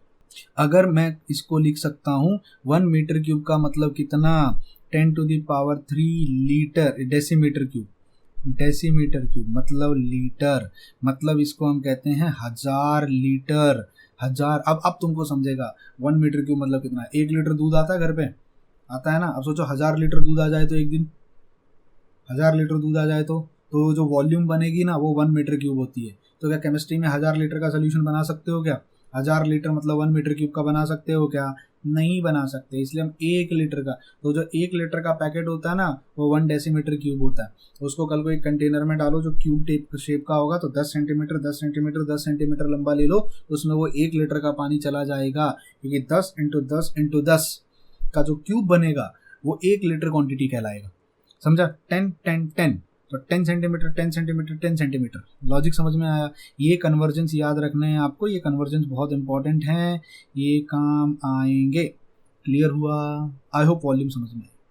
तो ये वॉल्यूम इंपॉर्टेंट है क्योंकि पूरी फिजिक्स, पूरी केमिस्ट्री में वॉल्यूम ही तो काम आने वाली है हमारे पास। वॉल्यूम अगर आपने नहीं पढ़ा तो आप बर्बाद हो जाओगे, नहीं समझ। अब ये थोड़ा मैंने बहुत ज़्यादा डिटेल में सिखा दिया क्योंकि आपको समझना चाहिए कि डेसीमीटर क्यूब, मीटर क्यूब और सेंटीमीटर क्यूब कहाँ से आया। ठीक है, क्लियर हो गया। अब आते हैं वेट।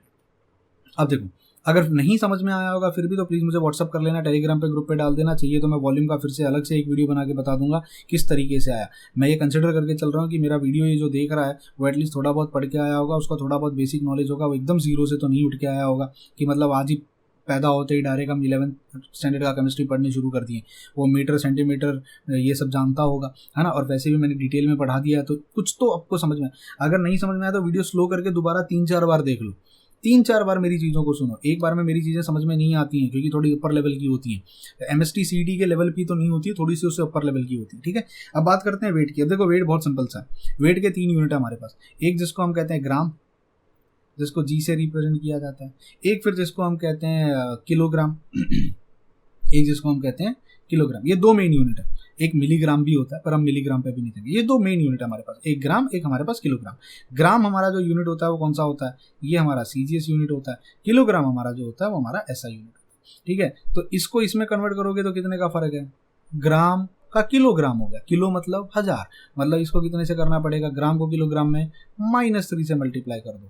किलोग्राम को अगर ग्राम में कन्वर्ट करना होगा तो मल्टीप्लाइड बाय 10⁻³ कर दो, खत्म कहानी। ग्राम किलोग्राम, किलो लगाया है ना, किलो मतलब ग्राम से 100 गुना ज़्यादा। तो जब 1 ग्राम लोगे, जब 100 ग्राम ले लोगे तो 1 किलो हो जाएगा। तो याद रखना 1 kg का मतलब कितना होता है, 100 ग्राम होता है। यहाँ तक लॉजिक समझ में आया। अब यहाँ मैं कुछ इंपॉर्टेंट चीज़ें और लिख के देना चाहता हूँ, ये याद रख लेना, ये आपको जिम वगैरह में काम आएंगे अगर आप जाते हो। 1 टन, कई बार हम वर्ड यूज़ करते हैं 1 टन, 100 टन, 200 टन। 1 टन का मतलब होता है 1000 किलो। जब कोई चीज़ 1000 किलो प्रेजेंट होती है तो वो 1 टन की होती है। दूसरा आपको एक याद रखना 1 पाउंड, ये WWF में हम यूज़ करते थे, and heavy weight champion 1 pound, 400 pound. जब मैं बचपन में सुनता था 400 पाउंड तो मुझे लगता 400 किलो, अरे 400 किलो मतलब कितना होगा। फिर बाद में पता चला ये बेवकूफ़ बनाते हैं, 1 पाउंड का मतलब होता है 0.45 kg, 45 kg मतलब आधा किलो को ये 1 पाउंड कहते हैं। तो अगर कोई इंसान 400 पाउंड का है मतलब बेसिकली वो 200 किलो के आसपास का है। अगर कोई 300 पाउंड का है मतलब बेसिकली वो 150 किलो के आसपास का, रफली, क्योंकि 45 है ना, 50 नहीं है एग्जैक्टली, ठीक है। फिर हमारे पास एक आता है जिसको, अच्छा एक चीज़ और याद रखना, 2.20 पाउंड, मतलब आप इसको ऐसे से कह सकते हो कि 2.20 पाउंड, या ऐसे रेदर में कहूँगा, इसको कैसे लिखूँ मैं, 0.45 kg है ना, 0.45 kg। सोच लो अगर इसका ये डबल हो जाता, 45 का डबल कितना हो जाएगा, 45, 45 90। तो अगर मैं कहूँ कल को मेरे पास 2 किलो है, 2 किलो है, तो 2 किलो मतलब कितना हो जाएगा अप्रोक्स, या चलो मैं कल को लिखता हूँ मेरे पास 1 किलो है, तो 1 किलो अप्रोक्सीमेटली कितना पाउंड्स में कन्वर्ट करो कितना हो जाएगा, बिकॉज 1 पाउंड इज 0.45 kg ना, तो 2 किलो का मतलब कितना हो जाएगा।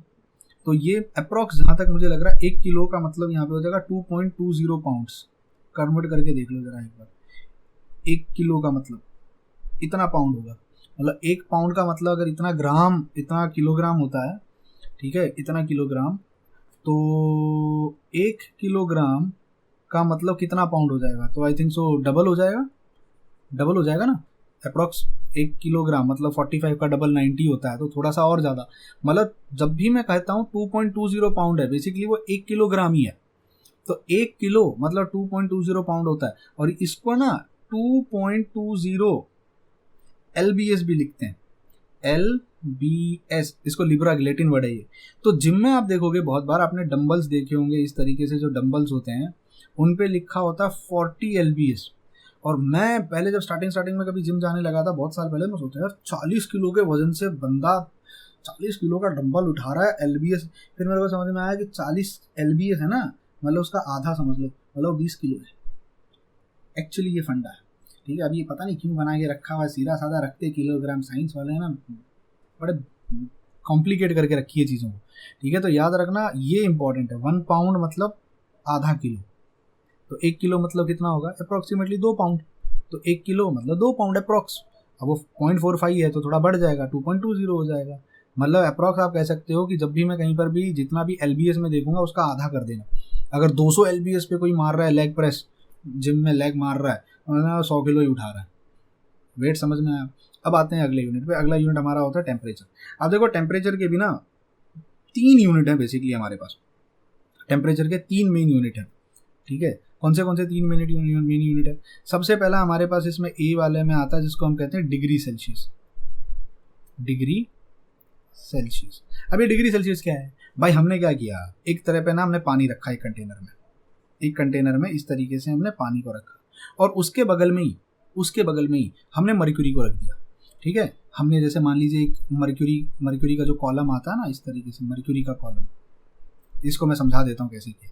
हमने एक कंटेनर लिया, इस तरीके से एक कंटेनर लिया, ठीक है, एक बॉक्स बना लिया इस तरीके से, उसमें एक बाउल में पानी रख दिया और वहीं पे हमने एक तरीके से ऐसे इसमें मर्क्यूरी को रख दिया भर के, और मर्क्यूरी को बोला भाई तू ऊपर नीचे जा सकता है, आराम से एक्सपांड हो सकता है। फिर हमने क्या किया, हमने नॉर्मल टेम्परेचर पे देखा, नॉर्मल हमने देखा जब पानी, जब नॉर्मल रूम पे जब हमने देखा तो हमने देखा जो मर्क्यूरी था ना, मर्क्यूरी यहाँ भर भर के मर्क्यूरी रखा हुआ है, भर भर के मर्क्यूरी है। हमने देखा नॉर्मली मर्क्यूरी जो होता था ना वो यहाँ तक इतना एक्सपांड हुआ था, इतना, ठीक है, नोट करके रखना, जब नॉर्मल था तब इतना।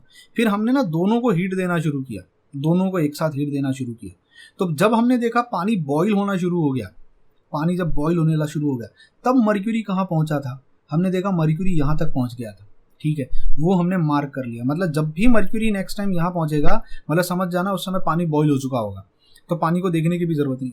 फिर हमने ना ठंडा करना शुरू किया, ठंडा करना, फिर हमने देखा जब पानी बर्फ बन गया उस समय मर्क्यूरी कहाँ पे था, तो हमने देखा उस समय मर्क्यूरी यहाँ पे था, ये, अब इसको मार्क करो, ये 2 पॉइंट इंपॉर्टेंट है। यहाँ पे पानी क्या बन गया, वेपर, यहाँ पे पानी क्या बन गया, वेपर बन गया, और यहाँ पानी क्या हो गया, यहाँ पानी फ्रीज हो गया। तो अब मेरे पास 2 पॉइंट मिल गए हैं मर्क्यूरी का। तो मर्क्यूरी और पानी दोनों को इक्वल अमाउंट में हीट दी जा रही थी, पानी को भी हम हीट दे रहे थे, मर्क्यूरी को भी हीट दे रहे थे, और मर्क्यूरी एक्सपांड हो रहा था, पानी गर्म हो रहा था। फिर जब पानी बॉईल होने लगा तब हमने देखा मर्क्यूरी कहाँ पहुंच गया, वहां पहुंच गया, उसको मार्क कर दो। फिर दोनों को ठंडा करने लगे तो मर्क्यूरी कॉन्ट्रैक्ट होने लगा और पानी भी ठंडा होने लगा। जब पानी बर्फ बन गया हमने देखा मर्क्यूरी कहाँ है, यहाँ है, उसको नोट कर लो। तो इसको 0 दे दिया, इसको हमने 100 दे दिया, खत्म। तो जो डिग्री सेल्सियस की स्केल है ना, डिग्री सेल्सियस की जो स्केल हमने बनाई है, ये हमने बनाई है freezing and boiling point of water के रेफरेंस में। भाई अभी तो पानी के रेफरेंस में है ना, कल को मैं कोई ऐसी चीज ले आऊं जिसको बॉईल होने में बहुत टाइम लगा होगा, तो वो जब तक बेचारा बॉईल होगा तो मर्क्यूरी तो पता नहीं कहाँ पहुंच जाएगा, तो फिर उसका 0 और उसका 100 का स्केल फिर अलग हो जाएगा। तो ये डिग्री सेल्सियस की स्केल में प्रॉब्लम है, क्योंकि ये डिग्री सेल्सियस की स्केल क्या है, पानी और मर्क्यूरी के रेफरेंस में है। यहाँ पे हमने क्या यूज किया हुआ, हमने यहाँ पे मर्क्यूरी लिखा हुआ है। मैं नोट्स में इसलिए बार बार अच्छे से लिख रहा हूँ क्योंकि कल को आपको ये बनाने होंगे नोट्स, ठीक है। मर्क्यूरी और पानी, तो पानी फ्रीज हो गया, तो जहां मर्क्यूरी था देखो, हाँ, तो वो 0। अब मान लो अगर पानी की जगह कोई और होता तो, और वो बहुत ठंडा करने के बाद फ्रीज होता तो फिर अपने को मर्क्यूरी को देख पता चलता मर्क्यूरी पता नहीं कहाँ नीचे चला गया, तो स्केल बदल जाती ना। तो डिग्री सेल्सियस की स्केल की ये प्रॉब्लम है। तो दूसरी हमारे पास एक स्केल आई जिसको हम कहते हैं केल्विन स्केल। क्या कहते हैं, जिसको हम लोग कहते हैं केल्विन स्केल। अब ये केल्विन स्केल जो है ये बेसिकली साइंटिफिक स्केल है, दिस इज साइंटिफिक स्केल, जिसको थर्मोडायनामिक स्केल भी कहते हैं। इसका दूसरा नाम क्या होता है, जिसको हम लोग कहते हैं थर्मोडायनामिक स्केल। अब ये थर्मोडायनामिक स्केल आई कहाँ से, मैं फिलहाल उस पर डिस्कशन नहीं करना चाहता, उसको हम स्टेट्स ऑफ मैटर में डिस्कस करेंगे, बट मैं आपको बता देता हूँ, मैं एक छोटा सा एक्सप्लेनेशन दे देता हूँ कैसे होता है। देखो, अगर ये मेरा मर्क्यूरी का स्केल है, ये मेरा मर्क्यूरी का स्केल है, ये मर्क्यूरी का स्केल है, तो पानी जहाँ पर ये 0 डिग्री बना दिया, क्यों, क्योंकि यहाँ पे पानी जो था आपका वो क्या हो गया था, सॉलिड हो गया था। और ये आपने क्या बना लिया, ये आपने 100 डिग्री दे दिया, डिग्री सेल्सियस, क्योंकि यहाँ पर आपका पानी जो था वो क्या हो गया था, पानी आपका गैस में कन्वर्ट। तो ये तो वाटर के स्केल पे था। अब हमने क्या किया, हमने एक नया स्केल बनाया जहाँ पे हमने पानी को रेफरेंस नहीं रखा, गैस को रेफरेंस रखा, गैस को।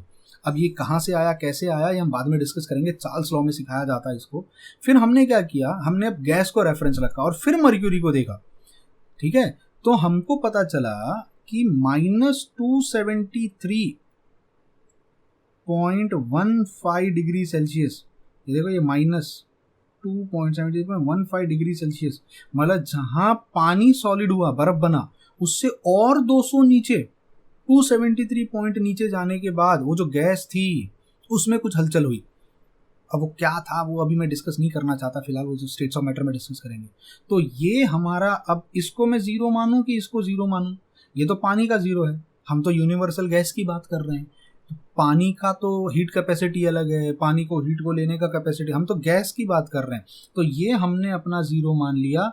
तो ये जो टेम्परेचर था -273.15 डिग्री सेल्सियस, पानी के हिसाब से 200 नीचे, अब वो हमारा स्टार्टिंग पॉइंट होगा। लॉजिक समझ में आया। अब यहाँ से जब तुम ऊपर जाओगे तो तो पानी के हिसाब से तुम 0 की तरफ जा रहे हो, और इसके हिसाब से अगर तुम देखो तो जब तुम 0 डिग्री सेल्सियस पे पहुंच गए हो तो ये जो केल्विन स्केल हमारा है 0 केल्विन, ये बेसिकली कितना हो गया है प्लस 273.15 केल्विन हो गया है। लॉजिक समझ में आया आपको? लॉजिक समझ में आया आपको? आप यहाँ पानी का रेफरेंस लेके चल रहे थे, पर अब हम पानी को रेफरेंस नहीं लेंगे। ये जो रेफरेंस हम लोगों ने बनाया है ये गैस का रेफरेंस लेके बनाया है, और गैस के रेफरेंस पे हमने तो ये वाले पॉइंट को ही क्यों रेफरेंस लिया, फिर यहीं पे आके क्यों रुक गए आप? पानी का जहाँ बर्फ बन गया था और मर्क्यूरी यहाँ आ गया था, उससे 200 पॉइंट नीचे क्यों आ गए? है इसका रीज़न है, क्यों 273.15 पे ही आगे क्यों रुक गए, 400 पे और 400 नीचे क्यों नहीं चले गए? हाँ, इसका रीज़न है ना, इसका रीज़न मैं आपको स्टेट्स ऑफ मैटर में सिखाऊंगा। पर यहाँ से मुझे एक चीज़ क्या समझ में आ गई कि जहाँ पानी बर्फ बना वो जो मर्क्यूरी को उसको हमने 0 माना था, पर वो हमारा एक्चुअल 0 नहीं है। एक्चुअल 0 हमारा गैस के साथ क्या हुआ वो 0 है, और गैस के साथ जो हरकत हुई वो कहाँ हुई -273 पे, यानी पानी से और 200 नीचे, वो हमारा एक्चुअल 0 है। तो ये हमारा केल्विन स्केल है और ये हमारा नॉर्मल डिग्री सेल्सियस का स्केल है। तो अब मुझे एक बात बताना, अगर मैं कल को आपसे पूछता हूँ कि 1 डिग्री सेल्सियस मतलब कितना, अगर मुझे कल को 1 डिग्री सेल्सियस पूछना होगा तो अब आपको इतना तो लॉजिक समझ में आ गया होगा कि ये हम नीचे से चलते हुए आए हैं, तो 0 डिग्री का मतलब अगर 273.15 होता है तो 1 डिग्री का मतलब हो जाएगा 273.15 प्लस 1। तो इससे मेरा फॉर्मूला बन गया। अगर मुझे कभी भी किसी चीज़ को केल्विन में कन्वर्ट करना होगा, केल्विन में, तो जितना भी डिग्री सेल्सियस दिया होगा उसमें आप सिर्फ 273.15 ऐड कर दो। जैसे 1 डिग्री सेल्सियस मतलब कितना केल्विन, तो 273 प्लस 1। 2 डिग्री सेल्सियस मतलब कितना केल्विन, 273 प्लस 2। 100 डिग्री सेल्सियस मतलब कितना केल्विन हो जाएगा, तो ये हो जाएगा 273.15, क्योंकि यहाँ से यहाँ तक आने में तो 0 तक आने में तो इतना हुआ, फिर प्लस 100 और ऊपर जाना पड़ा, प्लस 100। ये आपका आंसर हो गया केल्विन। आई होप यहाँ तक का लॉजिक समझ में आया। तो टेम्परेचर के 2 स्केल समझे, डिग्री सेल्सियस जो पानी और मर्क्यूरी का था, केल्विन स्केल जो मर्क्यूरी का है पर गैस के साथ है। अब हम पानी को, अपना पानी वाला हमने पीछे छोड़ दिया। एक तीसरा स्केल आता है जिसको कहा जाता है फ़ारेनहाइट स्केल, जो कि बहुत ही नॉनसेंस वाहियात स्केल है जो अमेरिकन ज़्यादातर यूज़ करते हैं, जिसकी हमारे केमिस्ट्री में ऐसा कोई ज़रूरत है भी नहीं। मुझे नहीं पता क्यों उसको सिलेबस में डाला भी गया है, क्या ज़रूरत है उस फ़ारेनहाइट स्केल की। बट मैं उस फ़ारेनहाइट स्केल का सिर्फ फॉर्मूला यहाँ लिखूँगा, थर्ड स्केल का। आपको वो फॉर्मूला ही सिर्फ बाय हार्ट करना है, उसके पीछे के लॉजिक्स मैं आपको नहीं दूंगा। उसको हम कहते हैं FARENHEIT, फ़ारेनहाइट स्केल। ठीक है, अब इसमें सिंपल सा है, अगर मुझे किसी भी चीज़ को फ़ारेनहाइट में कन्वर्ट करना होगा, डिग्री फ़ारेनहाइट में, अब देखो केल्विन में डिग्री नहीं लगाते हम, याद रखना, क्योंकि केल्विन एक साइंटिस्ट के नाम पे, लॉर्ड केल्विन के नाम पे, one of the greatest scientist में से माना जाता है उनको भी। डिग्री सेल्सियस, क्योंकि ये डिग्री 100 डिग्री में हमने डिवाइड किया, अब फ़ारेनहाइट भी डिग्री में है, मतलब वहाँ पर भी हम चीज़ों को डिवाइड कर रहे हैं। तो इसका बड़ा सिंपल सा फॉर्मूला होता है, बड़ा सिंपल सा होता है, 9 डिवाइडेड बाई 5 मल्टीप्लाइड बाय जो भी डिग्री सेल्सियस दिया होगा प्लस 32। तो कल को मैं कहता हूँ 50 डिग्री सेल्सियस है, बताओ कितना फ़ारेनहाइट हुआ, तो यहाँ डिग्री सेल्सियस की जगह सिर्फ 50 लिख देना, फ़ारेनहाइट में कन्वर्ट हो जाएगा। आप लोगों ने कई बार सुना होगा कि बॉडी का जो नॉर्मल टेम्परेचर होता है, जो बुखार होगा 102 डिग्री का बुखार है, अबे 102 डिग्री का बुखार मतलब डिग्री सेल्सियस का नहीं है बॉस। 102 डिग्री सेल्सियस में अगर होता 100 डिग्री पे तो पानी बॉयल हो जाता है तो इंसान तो सूख जाता, अंदर का सारा भाप बन के ऐसे बाहर निकल रहा होता मेरे बॉडी में से। तो वो 102 डिग्री नहीं होता, वो 102 डिग्री फ़ारेनहाइट होता है। थर्मोमीटर की जो स्केल होती है, या जो डिजिटल थर्मोमीटर भी हम यूज़ करते हैं, वो फ़ारेनहाइट स्केल में होते हैं, अनफॉर्चुनेटली फ़ारेनहाइट स्केल में होते हैं। ठीक है, अभी उसके पीछे के रीजंस हैं कुछ, मैं उस पर डिस्कस नहीं करना चाहता। तो आपका होमवर्क है, मैं बहुत रात को शूट कर रहा हूँ, अभी शूट करते करते 3:45 बज गए इस वीडियो को, सुबह के 3:45 बज रहे हैं, तो थोड़ा यॉर्निंग आ रहा है, इग्नोर करना उसको, ठीक है। तो अगर मैं कल को कहता हूँ 102 डिग्री फ़ारेनहाइट है मेरे पास, क्या उसको डिग्री सेल्सियस में कन्वर्ट कर सकते हो? हाँ, इसको रीअरेंज ही तो करना है, पहले 32 को वहाँ लेके जाओ तो -32 हो जाएगा, फिर 9/5 को वहाँ तो 5/9 हो जाएगा। इसका कन्वर्जन स्केल बना दो, जो मैं इसका फॉर्मूला लिख देता हूँ यहाँ पे, कन्वर्जन फार्मूला। अगर मुझे डिग्री सेल्सियस को फ़ारेनहाइट में कन्वर्ट करना होगा तो मैं क्या करूँगा, अगर फ़ारेनहाइट को डिग्री सेल्सियस में, तो जितना भी आपका डिग्री फ़ारेनहाइट है उसमें से 32 को माइनस करना पड़ेगा, और माइनस करने के बाद उसको 5 डिवाइडेड बाय 9, क्योंकि ये क्रॉस मल्टीप्लाई हो जाएगा ना, ये करो, तो आप करके बताओ 102 डिग्री का मतलब आपके पास कितना निकल के आते हैं, समवेयर अराउंड 37 डिग्री सेल्सियस आएगा। तो जब मैं आपसे कहता हूँ 102 डिग्री का बुखार है, तो बेसिकली वो सिर्फ 37 डिग्री सेल्सियस ही है। ह्यूमन बॉडी का टेम्परेचर सिर्फ 37 डिग्री सेल्सियस हो जाता है अगर, तो अपने को बुखार चढ़ जाता है। कहने को हम 102 डिग्री का बुखार कहते हैं। तो नेक्स्ट टाइम ये किसी से पूछ लेना 100 डिग्री के बुखार में तो पानी तो उड़ जाता होगा ना बॉडी का, तो सूख जाना चाहिए तुमको, है ना, अंदर का पानी ऐसा भाप बन के निकल जाएगा और तुम ऐसा सिकुड़ के सूख जाओगे, क्योंकि 100 डिग्री का बुखार है and 100 degree is the boiling point of water, but that is degree Fahrenheit, it's not degree Celsius. I hope logic समझ में आया। ठीक है, आगे बढ़ते हैं। अगला हमारा क्वेश्चन टॉपिक है फोर्स। अब ये इंपॉर्टेंट है। देखो फोर्स आप लोगों ने फिजिक्स में भी ऑलरेडी सीखी होगी। फोर्स का फॉर्मूला क्या होता है, मास इनटू एक्सेलरेशन। मास का ऐसा यूनिट क्या होता है, 1 kg। ठीक है, मान लीजिए अगर मेरे पास 1 kg का ऑब्जेक्ट है, मैंने उसको धक्का मारा और वो अगर 1 मीटर पर सेकंड स्क्वायर की स्पीड से चलने लग गई, तो हम कहेंगे देखो फोर्स जो मेरा है वो 1 kg 1 मीटर पर सेकंड स्क्वायर का एक्सेलरेशन आ गया है। तो मतलब मेरे पास अगर एक ऑब्जेक्ट है, अगर उसका मास 1 kg है, मैंने उसको कुछ फोर्स लगाई है और वो आगे बढ़ गया है और वो 1 सेकंड में 1 मीटर का डिस्टेंस कवर कर रहा है, तो इस फोर्स को हम 1 न्यूटन का फोर्स कहते हैं। लॉजिक समझा? 1 न्यूटन का मतलब क्या होता है, मतलब 1 kg की ऑब्जेक्ट 1 सेकंड में 1 मीटर से आगे बढ़ने लग गई है एक फोर्स लगाने पे, तो वो फोर्स 1 न्यूटन हो जाएगी। So this is called as 1 newton. अब अगर ये 1 किलोग्राम की जगह मैं यहाँ पे क्या 100 ग्राम लिख सकता हूँ? हाँ, 100 लिखने की 1000 ग्राम, तो मैं 10³ ग्राम लिखता हूँ, मल्टीप्लाई 1 मीटर की जगह 10² सेंटीमीटर लिखता हूँ, और ये मेरे पास आ जाएगा सेकंड स्क्वायर। तो ये कितना हो गया, 10⁵ ग्राम सेंटीमीटर पर सेकंड स्क्वायर। तो इसका मतलब क्या हो गया, इसको ये ग्राम सेंटीमीटर पर सेकंड स्क्वायर है, इसको हम लोग क्या कहते हैं, बोलो क्या कहते हैं इसको, अर्ग्स की डाइन्स, इसको हम डाइन कहते हैं। तो याद रखना 1 newton is equal to 1 kg multiplied by 1 meter into 1 second square, that is equal to 10⁵ gram centimeter second square, that is equal to 10⁵ dynes. तो ये जो आपका यूनिट है, ये कौन सा यूनिट हो जाएगा, ये CGS यूनिट हो जाएगा। और ये जो यूनिट आपका, ये कौन सा यूनिट हो जाएगा, ये आपका ऐसा यूनिट हो जाएगा। फोर्स का फॉर्मूला खत्म। आई होप आपको लॉजिक समझ में आ गया, क्लियर। फोर्स, फिर आता है प्रेशर। अब ये बहुत इंपॉर्टेंट है, प्रेशर का यूनिट इंपॉर्टेंट है। अब देखो प्रेशर का फिजिक्स के हिसाब से अगर आप प्रेशर को देखो तो प्रेशर होता है force divided by area. Force आपका होता है न्यूटन, एरिया होता है मीटर स्क्वायर। तो न्यूटन पर मीटर स्क्वायर को हम लोग कहते हैं, इसको हम न्यूटन पर मीटर स्क्वायर भी लिख सकते हैं, जिसको हम लोग साइंस की भाषा में पास्कल भी कहते हैं। तो अगर मान लीजिए मेरे पास एक एरिया है इस तरीके से, और ये एरिया 1 मीटर का है, और इस पे अगर आपने 1 न्यूटन का फोर्स लगाया है, 1 न्यूटन का फोर्स, सो 1 न्यूटन की फोर्स अगर 1 मीटर स्क्वायर पे लगती है, तो उस फोर्स को हम क्या कहेंगे, प्रेशर कहेंगे। अब देखो प्रेशर को मेजर करने के ना कई तरीके होते हैं। एक तो फिजिक्स वाला होगा जो मैंने आपको बता दिया कि देखो 1 न्यूटन की फोर्स अगर 1 मीटर स्क्वायर पे लगती है, बट ये वाला हम फिजिक्स में यूज करते हैं। अब केमिस्ट्री में दिक्कत क्या हो गई थी, हमारा जो धरती है ना, आप देखो, अगर आप धरती को देखो, एयर, इस तरीके से हमारी धरती है, हमारी धरती के आसपास ना एयर है, हवा है, ठीक है। उस हवा का अगर मान लीजिए मैं यहाँ इस तरीके से अगर मैं खड़ा हूं, तो मुझे भी ग्रेविटी अंदर की तरफ खींच रही है ना ग्रेविटी, तभी तो हम धरती के ऊपर रुके हुए हैं। और उस एयर को भी ग्रेविटी अपनी तरफ खींच रही है, उस हवा को भी अपनी तरफ खींच रही है, जिसकी वजह से अपने ऊपर एयर का प्रेशर होता है, जिसको हम एयर प्रेशर कहते हैं। अब दिक्कत वाली बात क्या है कि जो एयर प्रेशर है ना, धरती पे हर जगह सेम नहीं है। क्यों? क्योंकि हमारी धरती भी इस तरीके से फ्लैट नहीं है।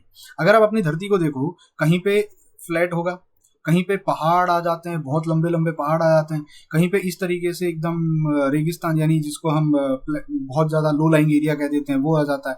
और फिर इस तरीके से कहीं पहाड़ होंगे, कहीं नहीं होगा। इस तरीके से हमारी धरती जो है वो अनइक्वल शेप में है, ठीक है, हमारी धरती हमेशा इक्वल नहीं है। पर इस सब चीजों में एक सबसे ब्यूटीफुल चीज क्या है पता है, हमारी धरती का जो सरफेस है ना, जो धरती का सरफेस है, सी लेवल, कहीं पर भी जो समुद्र है ना वो सेम लेवल पे, ऐसा नहीं होगा यहाँ का समुद्र ऊपर है, यहाँ का समुद्र नीचे है, यहाँ समुद्र ऊपर है, नहीं, पूरी धरती पे एक चीज कॉमन है। हो सकता है कहीं पे समुद्र, कहीं पे धरती में पहाड़ आ जाए इस तरीके से, हो सकता है धरती कहीं पे प्लेटो में चली, मतलब लो लाइंग एरिया में चली जाए, लेकिन जो सी लेवल होगा ना धरती का, जो समुद्र का लेवल होगा, वो हमेशा हर जगह सेम होता है। आपने रेलवे स्टेशन पे भी देखा होगा, जब रेलवे स्टेशन पे जाते हो तो बड़ा सा येलो कलर का जो पट्टी लगा होता है उसके ऊपर भी लिखा होता है हाइट फ्रॉम सी लेवल यानी सी लेवल से उसकी हाइट कितनी है। तो हमने क्या किया, हमने सबसे पहला काम ये किया कि हमने सी लेवल पे, यानी जहां समुद्र है उस सी लेवल पे हमने एक बीकर लाके रखा, इस तरीके से एक बीकर लाके रखा। उस बीकर के अंदर हमने एक इस तरीके से कैपिलरी ट्यूब एडजस्ट किया। कैपिलरी ट्यूब अगर आपने फिजिक्स की बुक लैब में जाके देखा होगा, बहुत पतली सी कांच की वो आती है, ट्यूब जैसी होती है, बहुत बारीक होती है, और इसके अंदर हम लोगों ने डाल दिया मर्क्यूरी, पारा जिसको कहते हैं, मर्क्यूरी हमने इसके अंदर ऐड कर दिया। अब हम ये ना सी लेवल पे कर रहे हैं, क्योंकि भाई पहाड़ की हाइट कहीं ऊंचा है, कहीं पहाड़ की हाइट नीचे है, अभी सह्याद्री की रेंज अलग है, हिमालयस की रेंज अलग है ना। अब इंडिया में ही देख लो कितना उबड़ खाबड़ है सब जगह, पर हम सी लेवल की बात करेंगे। तो जब सी लेवल पे आपने मर्क्यूरी को लाके रखा यहाँ पे, तो हमने नोटिस किया कि जो मर्क्यूरी था ना, मर्क्यूरी, अब सबसे बड़ी बात मर्क्यूरी के बारे में कुछ चीजें मैं बताना चाहूंगा। जो मर्क्यूरी है, मर्क्यूरी का जो डेंसिटी होता है, मर्क्यूरी की जो डेंसिटी, क्योंकि वो लिक्विड है ना, मर्क्यूरी लिक्विड फॉर्म में पाया जाता है, तो मर्क्यूरी की डेंसिटी निकल के आती है 13.596, ठीक है, ग्राम पर सेंटीमीटर क्यूब। यानी अगर 1 ml आप मर्क्यूरी लेते हो तो उसकी डेंसिटी, उसका जो वजन होगा वो 13.596 ग्राम होगा। अब ये सब सीईटी में नहीं आएगा, पर ये समझाना हूं मैं, कॉन्सेप्ट समझा रहा हूं आपको। मैं डायरेक्ट फॉर्मूला लिख सकता हूं, मुझे भी पता है 1 एटमॉस्फेयर का कन्वर्जन बताओ क्या होता है, ये रट्टा मार लो, पर मैं आपको समझाना चाह रहा हूं कि वो चीजें आई कहां से। देखो, फॉर्मूलेज और वैल्यू बाय हार्ट करनी है, ये चीजें सिर्फ समझने के लिए सुननी है। कल को कोई आपको बेवकूफ बनाए तो आपको पता चल जाए कि भैया देखो ये बेवकूफ बना रहा है, ये गलत चीज सिखा रहा है, ठीक है। ये मर्क्यूरी का डेंसिटी होता है। अब इसको अगर मैं किलोग्राम में कन्वर्ट करूं तो इसकी समवेयर अराउंड जो वैल्यू निकल के आती है वो निकल के आती है 13.596 इंटू 10⁹ किलोग्राम पर मीटर क्यूब। अब सेंटीमीटर क्यूब का मीटर क्यूब में कन्वर्ट कर दिया, ग्राम का मैंने किलोग्राम में कन्वर्ट कर दिया, तो कन्वर्जन फैक्टर यहाँ पे 10⁹ आ गया। अब तुम बोलोगे सर ग्राम से किलोग्राम किया तो 10⁻³ आना चाहिए था ना। नहीं, ऐसा नहीं होता, क्योंकि सेंटीमीटर क्यूब को भी तो मीटर क्यूब में कन्वर्ट किया है, तो उसका जो नीचे वाला था उसको ऊपर लेके गया, ऊपर लेके फिर वो ओवरऑल कर दिया। अब एक्सेलरेशन ड्यू टू ग्रेविटी, जी की वैल्यू जो हमारे पास होती है, क्योंकि जब देखो एयर यहाँ पर गिरेगी, जब एयर का यहाँ प्रेशर आएगा तो मर्क्यूरी यहाँ से ऊपर भागने की कोशिश करेगा। जब एयर नीचे इसके ऊपर मर्क्यूरी के ऊपर गिरेगी तो मर्क्यूरी ऊपर भागेगा। तो हमने नोटिस किया जो मर्क्यूरी होता है ना, मर्क्यूरी, उसको जब इस कॉलम में डालते हो तो हमने नोटिस किया मर्क्यूरी का जो हाइट है, मर्क्यूरी कितने हाइट से ऊपर चढ़ जाता है, क्योंकि एयर प्रेशर इसके ऊपर गिर रहा है, हवा का प्रेशर गिर रहा है। मर्क्यूरी 76 सेंटीमीटर तक हाइट ऊपर चला जाता है, या मैं इसको कह सकता हूँ 760 मिलीमीटर की हाइट तक इस ट्यूब के अंदर वो ऊपर चढ़ जाता है। ये हमने नोटिस किया। अब हमको ये मेजर करना था कि जो 76 सेंटीमीटर की हाइट से वो ऊपर गया है, इसका मतलब एयर का जो प्रेशर है वो एयर का प्रेशर कितना है। तो एयर प्रेशर को मेजर करने के लिए हमारे पास एक फॉर्मूला होता है, तो वो फॉर्मूला होता है H इंटू रो इंटू जी, यानी मर्क्यूरी कॉलम का हाइट कितना है मल्टीप्लाइड बाय डेंसिटी कितना है multiplied by acceleration due to gravity कितना है। अब तुम बोलोगे ये कहां से आया फॉर्मूला, ये फॉर्मूला भी फिजिक्स ने ही हमको दिया है, मैं उस फॉर्मूले के डेरिवेशन पे नहीं जाना चाहता। अब अगर मैं यहाँ पे सारी वैल्यूज को सब्स्टिट्यूट करूं, पहले हम सीजीएस में सब्स्टिट्यूट करते हैं, कितना सेंटीमीटर गया, ये गया 76 सेंटीमीटर की हाइट पे गया। डेंसिटी कितनी थी 13.596 थी, ग्राम थी, और यहाँ सेंटीमीटर क्यूब थी, multiplied by acceleration due to gravity कितना होता है, हम सबको पता है एक्सेलरेशन ड्यू टू ग्रेविटी अगर मैं ऐसा सीजीएस में लिखूं तो वो होता है 980 सेंटीमीटर पर सेकेंड स्क्वायर, और अगर मैं इसको मीटर में कर दूं तो ये हो जाएगा 9.80 मीटर पर सेकेंड स्क्वायर। तो यहाँ पे हम सेंटीमीटर वाला लेते हैं तो ये हो जाएगा 980, यहाँ हो जाएगा सेंटीमीटर और यहाँ हो जाएगा सेकेंड स्क्वायर। अब देखो कुछ तो यहाँ पे कट हो रहा है, कुछ तो कट होगा यहाँ पे, बोलो क्या क्या कट होगा। देखो यहाँ से सेंटीमीटर कट होगा, यहाँ से सेंटीमीटर कट होगा, यहाँ सेंटीमीटर स्क्वायर चला जाएगा। इन नंबर्स को मल्टीप्लाई करने के बाद मेरे पास जो नंबर आएगा दैट विल बी 101325। मल्टीप्लाई करके देख लेना कैलकुलेटर से, 101325 0.05 और ये हो जाएगा ग्राम, नीचे बचेगा 1 सेंटीमीटर और यहाँ पे बचेगा सेकंड स्क्वायर। अब अगर तुम ध्यान से देखो ग्राम सेंटीमीटर सेकंड स्क्वायर, क्या ये प्रेशर का यूनिट है क्या? ये प्रेशर का यूनिट निकाला हमने? हाँ जी, प्रेशर का यूनिट यही था। ये देखो केजी मीटर पर सेकंड स्क्वायर लिखूं या मैं इसको लिख सकता था ग्राम सेंटीमीटर पर सेकंड स्क्वायर। ये एसआई सिस्टम में था, ये सीजे सिस्टम में समझ में आया? तो ग्राम सेंटीमीटर पर सेकंड स्क्वायर, ग्राम सेंटीमीटर पर सेकंड स्क्वायर ये किसका है? ये प्रेशर का यूनिट आ गया। चलो बहुत अच्छी बात है, लेकिन ये जो यूनिट आपने निकाला ये सीजीएस सिस्टम में निकाला, मुझे एसआई सिस्टम में चाहिए। तो अब जब मैं एसआई सिस्टम में इसको निकालने बैठता हूं तो मुझे मल्टीप्लाई करना पड़ेगा। तो ये लिख देखो, इसको 101,325.05 रखता हूं और ग्राम को मैं कन्वर्ट करता हूं किलोग्राम में, तो यहाँ आ जाएगा 10 to the power -3 kilogram. Centimeter को मीटर में कन्वर्ट करो तो 10 टू दी पावर -2 आ जाएगा। एग्रीड? मल्टीप्लाइड बाय ये मीटर में हो जाएगा। सेकंड को सेकंड में ही रखना पड़ता है, उसको कन्वर्जन की जरूरत नहीं है। -2 ऊपर चला जाएगा तो क्या हो जाएगा? +2 हो जाएगा। यहाँ 10 +2, मैं सही कर रहा हूँ, एक बार क्रॉस चेक करते रहना है। ये -2 ऊपर जाएगा, +2 हो जाएगा, +2 से कैंसिल हो जाएगा। ये कितना बचेगा? ये 1 बचेगा। ठीक है, तो आंसर क्या निकल के आएगा? 101,325, मैं 0.05 को अभी इग्नोर कर रहा हूँ। ठीक है, multiplied by 10 to the power minus, चलो कर लेते हैं इसको भी। ये 0.05 आएगा, 0.05 आएगा, multiplied by 10 to the power -1 बचेगा। ये केजी हो जाएगा, ये मीटर हो जाएगा, ये सेकंड स्क्वायर हो जाएगा। अरे पर केजी मीटर सेकंड स्क्वायर को तो हम पास्कल कहते हैं ना, केजी मीटर सेकंड स्क्वायर। ये देखो केजी मीटर सेकंड स्क्वायर, क्योंकि ये प्रेशर का यूनिट है। अगर आप प्रेशर का यूनिट, मैंने थोड़ी देर पहले अगर आपको सिखाया था, अगर आपको याद होगा, केजी मीटर सेकंड स्क्वायर, ये तो उसका ऐसा यूनिट है। और इसको तो हम क्या कहते हैं? इसको हम क्या कहते हैं? इसको हम पास्कल कहते हैं। ठीक है, तो ये तो पास्कल बन गया। अब ये -1 को स्प्लिट कर दो तो क्या निकल के आएगा? 101,325, डेसिमल एक पीछे चला जाएगा और ये बच जाएगा पास्कल। तो भाई साहब हमारे पास एक चीज समझ में आ गई। ओके, मैंने यहाँ वर्क एनर्जी लिख दिया ना, मैं स्लाइड चेंज करता हूँ, एक स्लाइड ऊपर ले लेता हूँ। ठीक है, यहाँ आ जाते हैं। ओके, सो मुझे क्या मिला? मुझे मिला कि 1 एटमॉस्फेयर का जो प्रेशर होता है, 1 एटमॉस्फेयर का प्रेशर, उसकी वैल्यू कितनी निकल के आई? उसकी वैल्यू निकल के आई 101,325 पास्कल।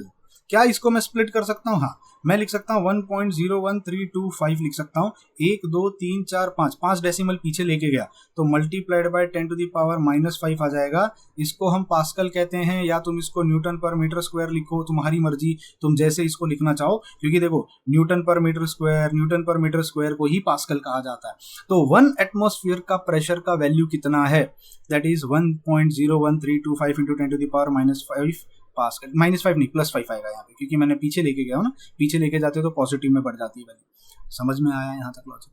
ठीक है, अब 10 टू दी पावर 5 पास्कल जो होता है, 10 टू दी पावर 5 पास्कल, इसको हम लोग 1 बार भी कहते हैं।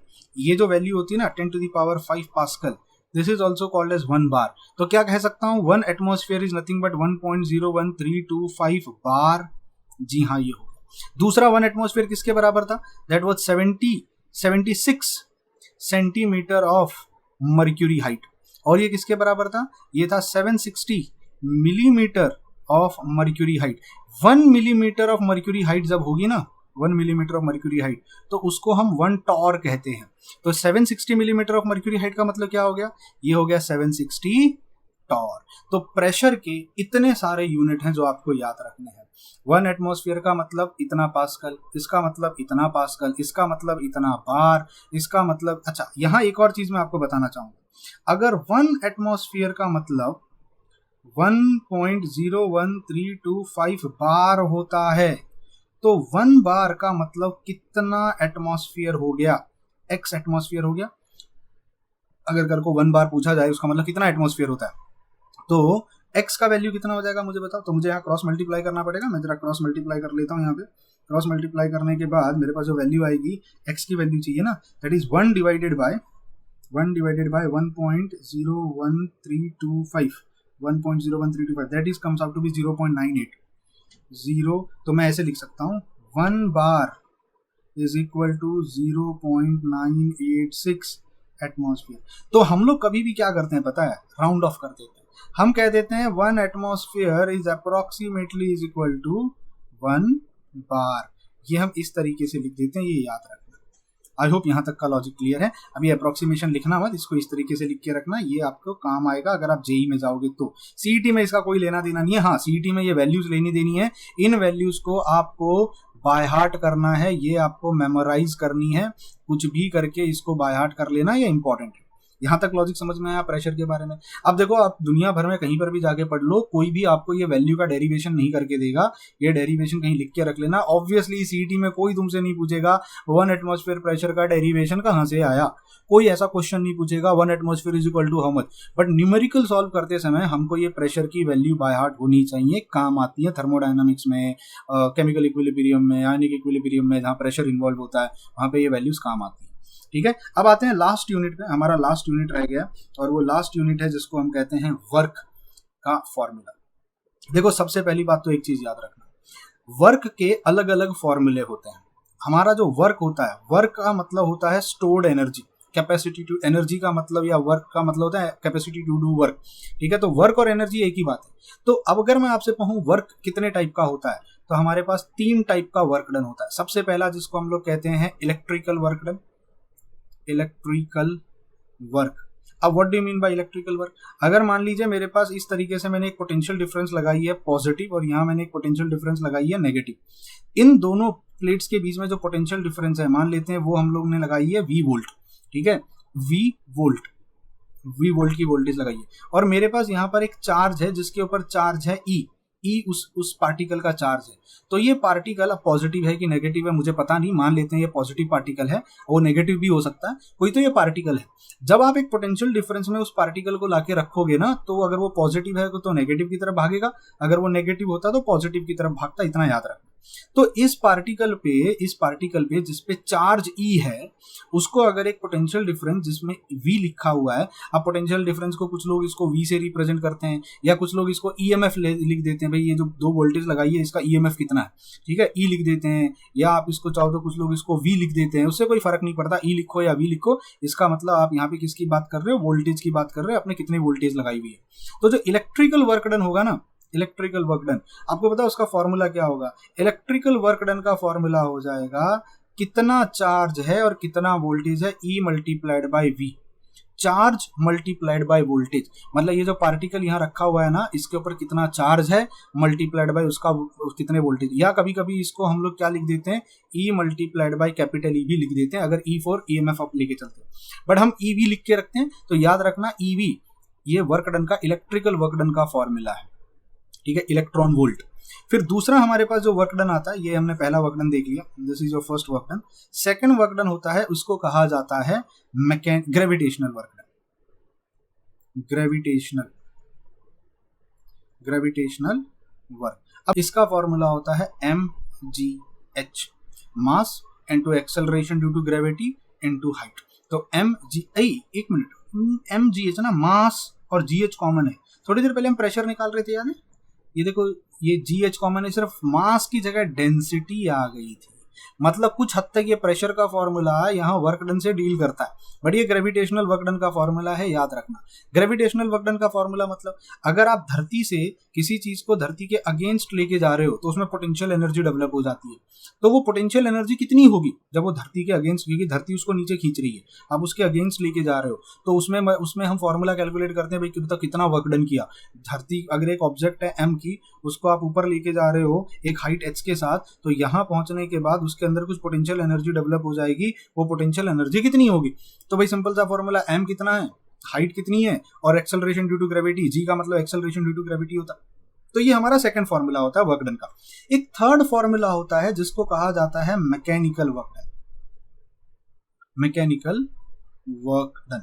मैकेनिकल वर्क डन का जो फॉर्मूला होता है, जो हम नॉर्मल फिजिक्स में पढ़ते हैं, that is force work done is equal to force into displacement into cos theta. अब बोलोगे सर ये क्या है, ये फोर्स कहां से आया, ये डिस्प्लेसमेंट कहां से, डॉट क्यों लगा रहे हो, मल्टीप्लाई को तो हम ऐसे लिखते हैं, मल्टीप्लाई तो हम ऐसे लिखते हैं, है ना, आप तो ये डॉट लगा रहे हो, ये डॉट लगा रहे हो, ये डॉट लगाने के पीछे का रीजन क्या है? इस डॉट का मतलब होता है डॉट प्रोडक्ट।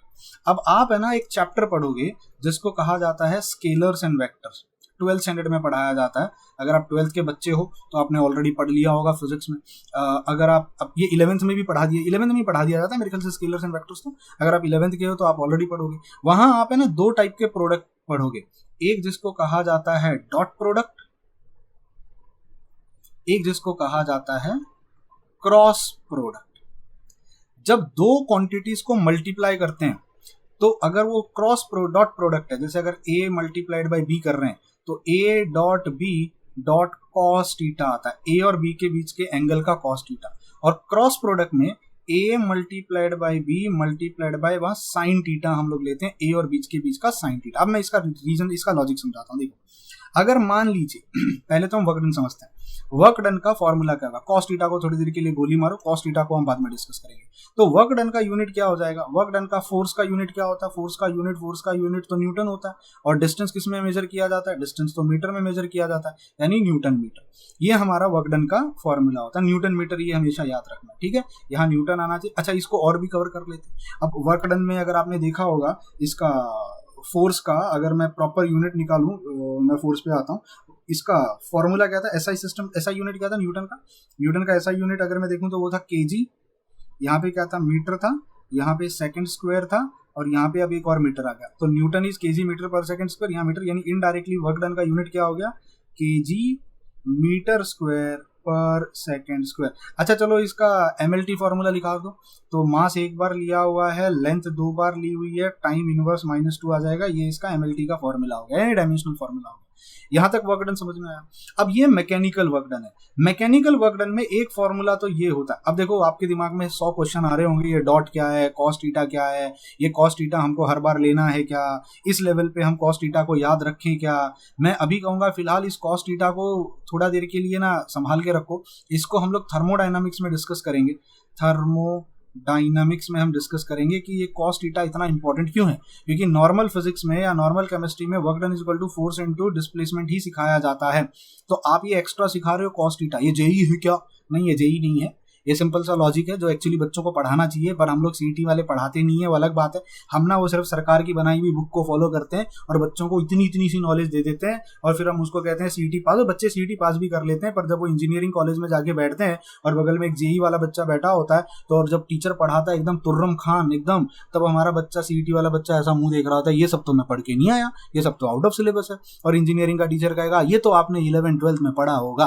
क्योंकि आपको पता होगा शायद, या पता नहीं, मुझे नहीं पता, पर आपको ये चीज मैं बता दूं, इंजीनियरिंग कॉलेज महाराष्ट्र की जो है उसमें जेई के बच्चों को भी एडमिशन मिलता है और सीईटी के बच्चों को भी एडमिशन मिलता है। सोचो, एक क्लासरूम में अगर 10 बच्चे बैठे हुए हैं, उसमें सीईटी वाले भी हैं और जेई वाले भी हैं, और टीचर जब आगे उसको पढ़ाना शुरू करती है तो वो ये नहीं पूछेगी अच्छा तुम सीईटी वाले हो, चलो मैं तुमको थोड़ा थोड़ा पढ़ाती हूँ, अच्छा तुम जेई वाले हो, चलो मैं तुमको बहुत हैवी पढ़ाती हूँ। टीचर पढ़ाएगी इंजीनियरिंग का या मेडिकल का अपना कॉन्सेप्ट, फार्मा वाले अगर जाएंगे तो उस केस में आपको जेई वालों के साथ कॉम्पिटिट करना। अभी तो निकल जाओगे छोटा मोटा कॉन्सेप्ट पढ़ के, टेक्स्ट बुक रीड करके, तब इंजीनियरिंग में क्या करोगे? तब केटियां पे केटी लगेगी आपको, तब फिर आपको हमारी दोबारा याद, फिर कहोगे इंजीनियरिंग का फर्स्ट ईयर का केमिस्ट्री पढ़ा दो सर। तो अभी पढ़ के जाओ ना भाई, अब ये फ्री में पढ़ा रहा हूँ, कम पैसे में पढ़ा रहा हूँ, पढ़ के जाओ। इंजीनियरिंग में दोबारा कोर्स खरीदना पड़ेगा, पढ़ लो ईमानदारी से बैठ के। तो वर्क डन का ये फॉर्मूला समझ में आया। अच्छा, वर्क डन का हमारे पास एक और फॉर्मूला होता है। कौन सा फॉर्मूला होता है? वर्क डन का एक फॉर्मूला होता है pressure multiplied by volume. Pressure into volume भी वर्क डन होता है। अब आप बोलोगे कैसे? देखो, प्रेशर का यूनिट क्या होता है मुझे पता, pressure is force upon area. और वॉल्यूम क्या होता है?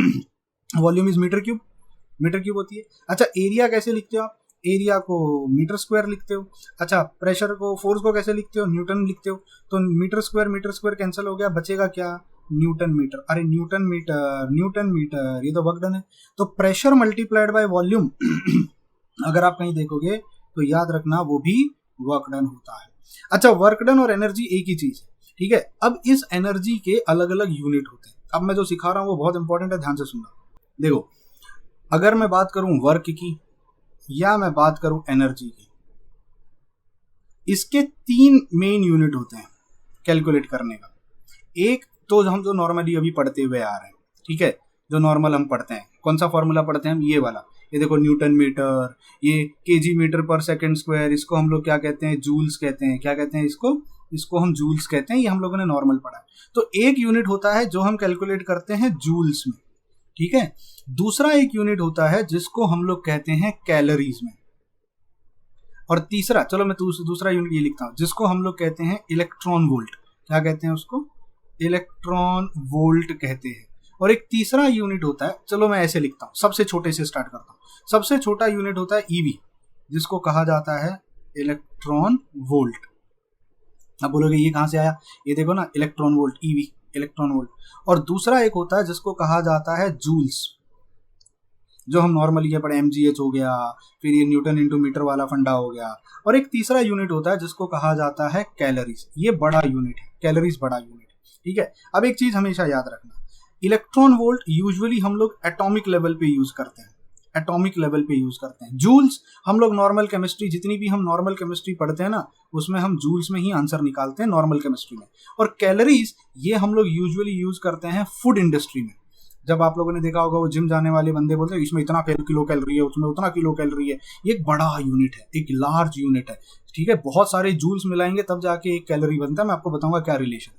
अब हमेशा एक चीज याद रखना, सबसे इंपॉर्टेंट रिलेशन है जूल का कैलोरी के साथ और जूल का इलेक्ट्रॉन वोल्ट के साथ।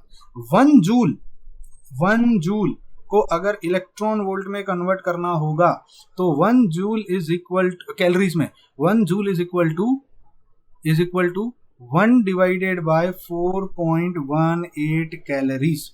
या मैं ऐसे कह सकता हूं 1 कैलोरी इज इक्वल टू, तो अगर जूल को कैलोरी में कन्वर्ट करना है तो 4.18 से डिवाइड करोगे, और अगर कैलोरी को जूल्स में कन्वर्ट करना है तो आंसर क्या आएगा? 4.18 मल्टीप्लाइड बाय जूल्स, यानी 4.18 जूल्स। मतलब एक कैलोरी 4 जूल के बराबर होती है। तो जब 4 जूल्स मिलेंगे तब एक कैलोरी होती है। यहाँ तक लॉजिक समझ में? और कन्वर्जन आपके सामने लिख दिया। अगर जूल्स, ऐसे समझ लो, चलो, अगर आपके पास जूल्स है और अगर आपके पास कैलोरीज है, अगर जूल को कन्वर्ट करना है कैलोरी में, जूल को कन्वर्ट करना है कैलोरी में, तो डिवाइड करोगे किससे? 4.18 से। और अगर कैलोरी को कन्वर्ट करना है जूल्स में तो मल्टीप्लाई किससे करोगे? 4.18 से करोगे। ये चीज याद रखना। अब दूसरा रिलेशन क्या आता है? दूसरा रिलेशन आता है जूल का इलेक्ट्रॉन वोल्ट के साथ। 1 जूल इज इक्वल, या 1 इलेक्ट्रॉन वोल्ट इज 1 जूल, या 1 electron volt is equal to 1.6022 into 10 to the power 19 joules, minus 19 joule. तो अगर मुझे कभी इलेक्ट्रॉन वोल्ट को जूल में कन्वर्ट करना है तो मुझे मल्टीप्लाई किससे करना पड़ेगा? ये चलो इसको इक्वल टू लिख के रखता हूं। और अगर मैं कल को कहूं 1 joule is equal to how much electron volt, तो 1 divided by 1.6022 into 10 to the power minus 19 electron volt. Simple भाषा में अगर इसको लिखूं तो अगर इधर इलेक्ट्रॉन वोल्ट है और अगर यहाँ पर जूल्स दिया हुआ है, अगर इलेक्ट्रॉन वोल्ट को जूल्स में कन्वर्ट कर रहे हो तो मल्टीप्लाई करोगे किससे? 1.6022 into 10 to the power minus 19 से। और अगर जूल्स को इलेक्ट्रॉन वोल्ट में कन्वर्ट कर रहे हो तो डिवाइड करना पड़ेगा किससे? 1.6022 into 10 to the power minus 19 से। ये दो कन्वर्जन याद रखना, आपके बहुत सारे फिजिक्स के न्यूमेरिकल्स, बहुत सारे थर्मोडायनामिक्स, केमिस्ट्री के न्यूमेरिकल्स आराम से सॉल्व हो जाएंगे। तो ये कॉन्सेप्ट बहुत इंपॉर्टेंट है। ये सेकंड वीडियो बहुत लंबा बना है, मुझे लग रहा है कुछ समवेयर अराउंड 1.25 घंटे का या 1.5 घंटे का एक वीडियो बना है, पर इसके नोट्स मैंने एक भी चीज नॉनसेंस नहीं लिखी है यहाँ पे। और पूरे वीडियो में मैंने आपको ना फालतू का मोटिवेशन नहीं दिया, ठीक है। पढ़ो चुपचाप से बैठ के, पढ़ना ही आपका काम है। दूसरा और कोई मुझसे ये नहीं पूछेगा सर ये जेई लेवल का है क्या, ये नीट, आपका काम पढ़ना है। क्या आप लोगों को ये जूल्स, इलेक्ट्रॉन वोल्ट का काम नहीं आएगा? आएगा। एटॉमिक स्ट्रक्चर में इलेक्ट्रॉन वोल्ट मुझे काम आने वाला है, और इवन ये मल्टीप्लिकेशन का कन्वर्जन मुझे वहां पे काम आएगा। तो वो एक चीज को या तो मैं रटवा दूं, जब एटॉमिक स्ट्रक्चर आएगा मैं बोलूंगा देखो ये ऐसे ऐसे होता है, या मैं अभी उसको पढ़ा दूं। बताओ, आपकी मर्जी। ये कैलोरीज और जूल्स का कन्वर्जन मुझे थर्मोडायनामिक्स में काम आएगा, तब ये मुझे आपको मैं बोलूंगा देखो ये मैंने पढ़ाया था मोल कॉन्सेप्ट में। सिमिलरली ये वर्क का फॉर्मूला, इलेक्ट्रॉन वोल्ट का जो फॉर्मूला, ये इलेक्ट्रोकेमिस्ट्री में मुझे काम आने वाला है। ये ग्रेविटेशनल वर्क मुझे काम नहीं आएगा, पर मैंने लिखा के रख दिया, ये फिजिक्स में काम आ जाएगा। प्रेशर के यूनिट हर जगह काम आएंगे मेरे को, फोर्स के यूनिट चलो डायरेक्टली कहीं काम नहीं आएंगे मेरे को केमिस्ट्री में, एक्सेस फोर्स की मुझे जरूरत नहीं पड़ती, पर टेम्परेचर काम आएगा, वॉल्यूम, वेट काम आएगा, लेंथ काम आने वाली है। ये कॉमन प्रीफिक्सेस आपकी एक्स्ट्रा नॉलेज के लिए मैंने दे दिए। अल्फा बीटा ग्रीक के एक्स्ट्रा नॉलेज है, कोई जेई में, सीटी में, नीट में इनको नहीं पूछने वाला। डायमेंशनल फॉर्मूला फिजिक्स में काम आएगा, डेराइव्ड यूनिट फिजिक्स में काम आएगा। ये कन्वर्जन ये आपको मैथ्स में काम आएगा, सॉलिड ये आपको मैथ्स में और फिजिक्स में काम आएगा, ये आपको फिजिक्स में और मैथ्स में काम आएगा। मेरे को ये केमिस्ट्री में कुछ इसका लेना देना नहीं है, बट ये आना चाहिए। ठीक है, अब मिलते हैं थर्ड वीडियो में। तीसरा वीडियो जो होने वाला है वो इस चैप्टर का सबसे इंपॉर्टेंट वीडियो होगा, वो भी हो सकता है 2 घंटे का बने या 2.5 घंटे का बने, and that is all about mole concept. ये एक्चुअल मोल कॉन्सेप्ट का वीडियो होगा जो आपको बहुत ध्यान से सुनना है। वीडियो नंबर 2 तक अपने नोट्स बना के रख लेना। पीडीएफ आपको ऐप पे मिलेगी, आप केमिस्ट्री अनटोल्ड के ऐप पे जाना, ऐप पे जाने के बाद MST CET का कोर्स सर्च करना, वहां पे जाके मोल कॉन्सेप्ट देखना, मोल कॉन्सेप्ट के अंदर आपको ये पीडीएफ मिल जाएगी। मिलते हैं अगले वीडियो में, till then bye bye, take care and god bless you.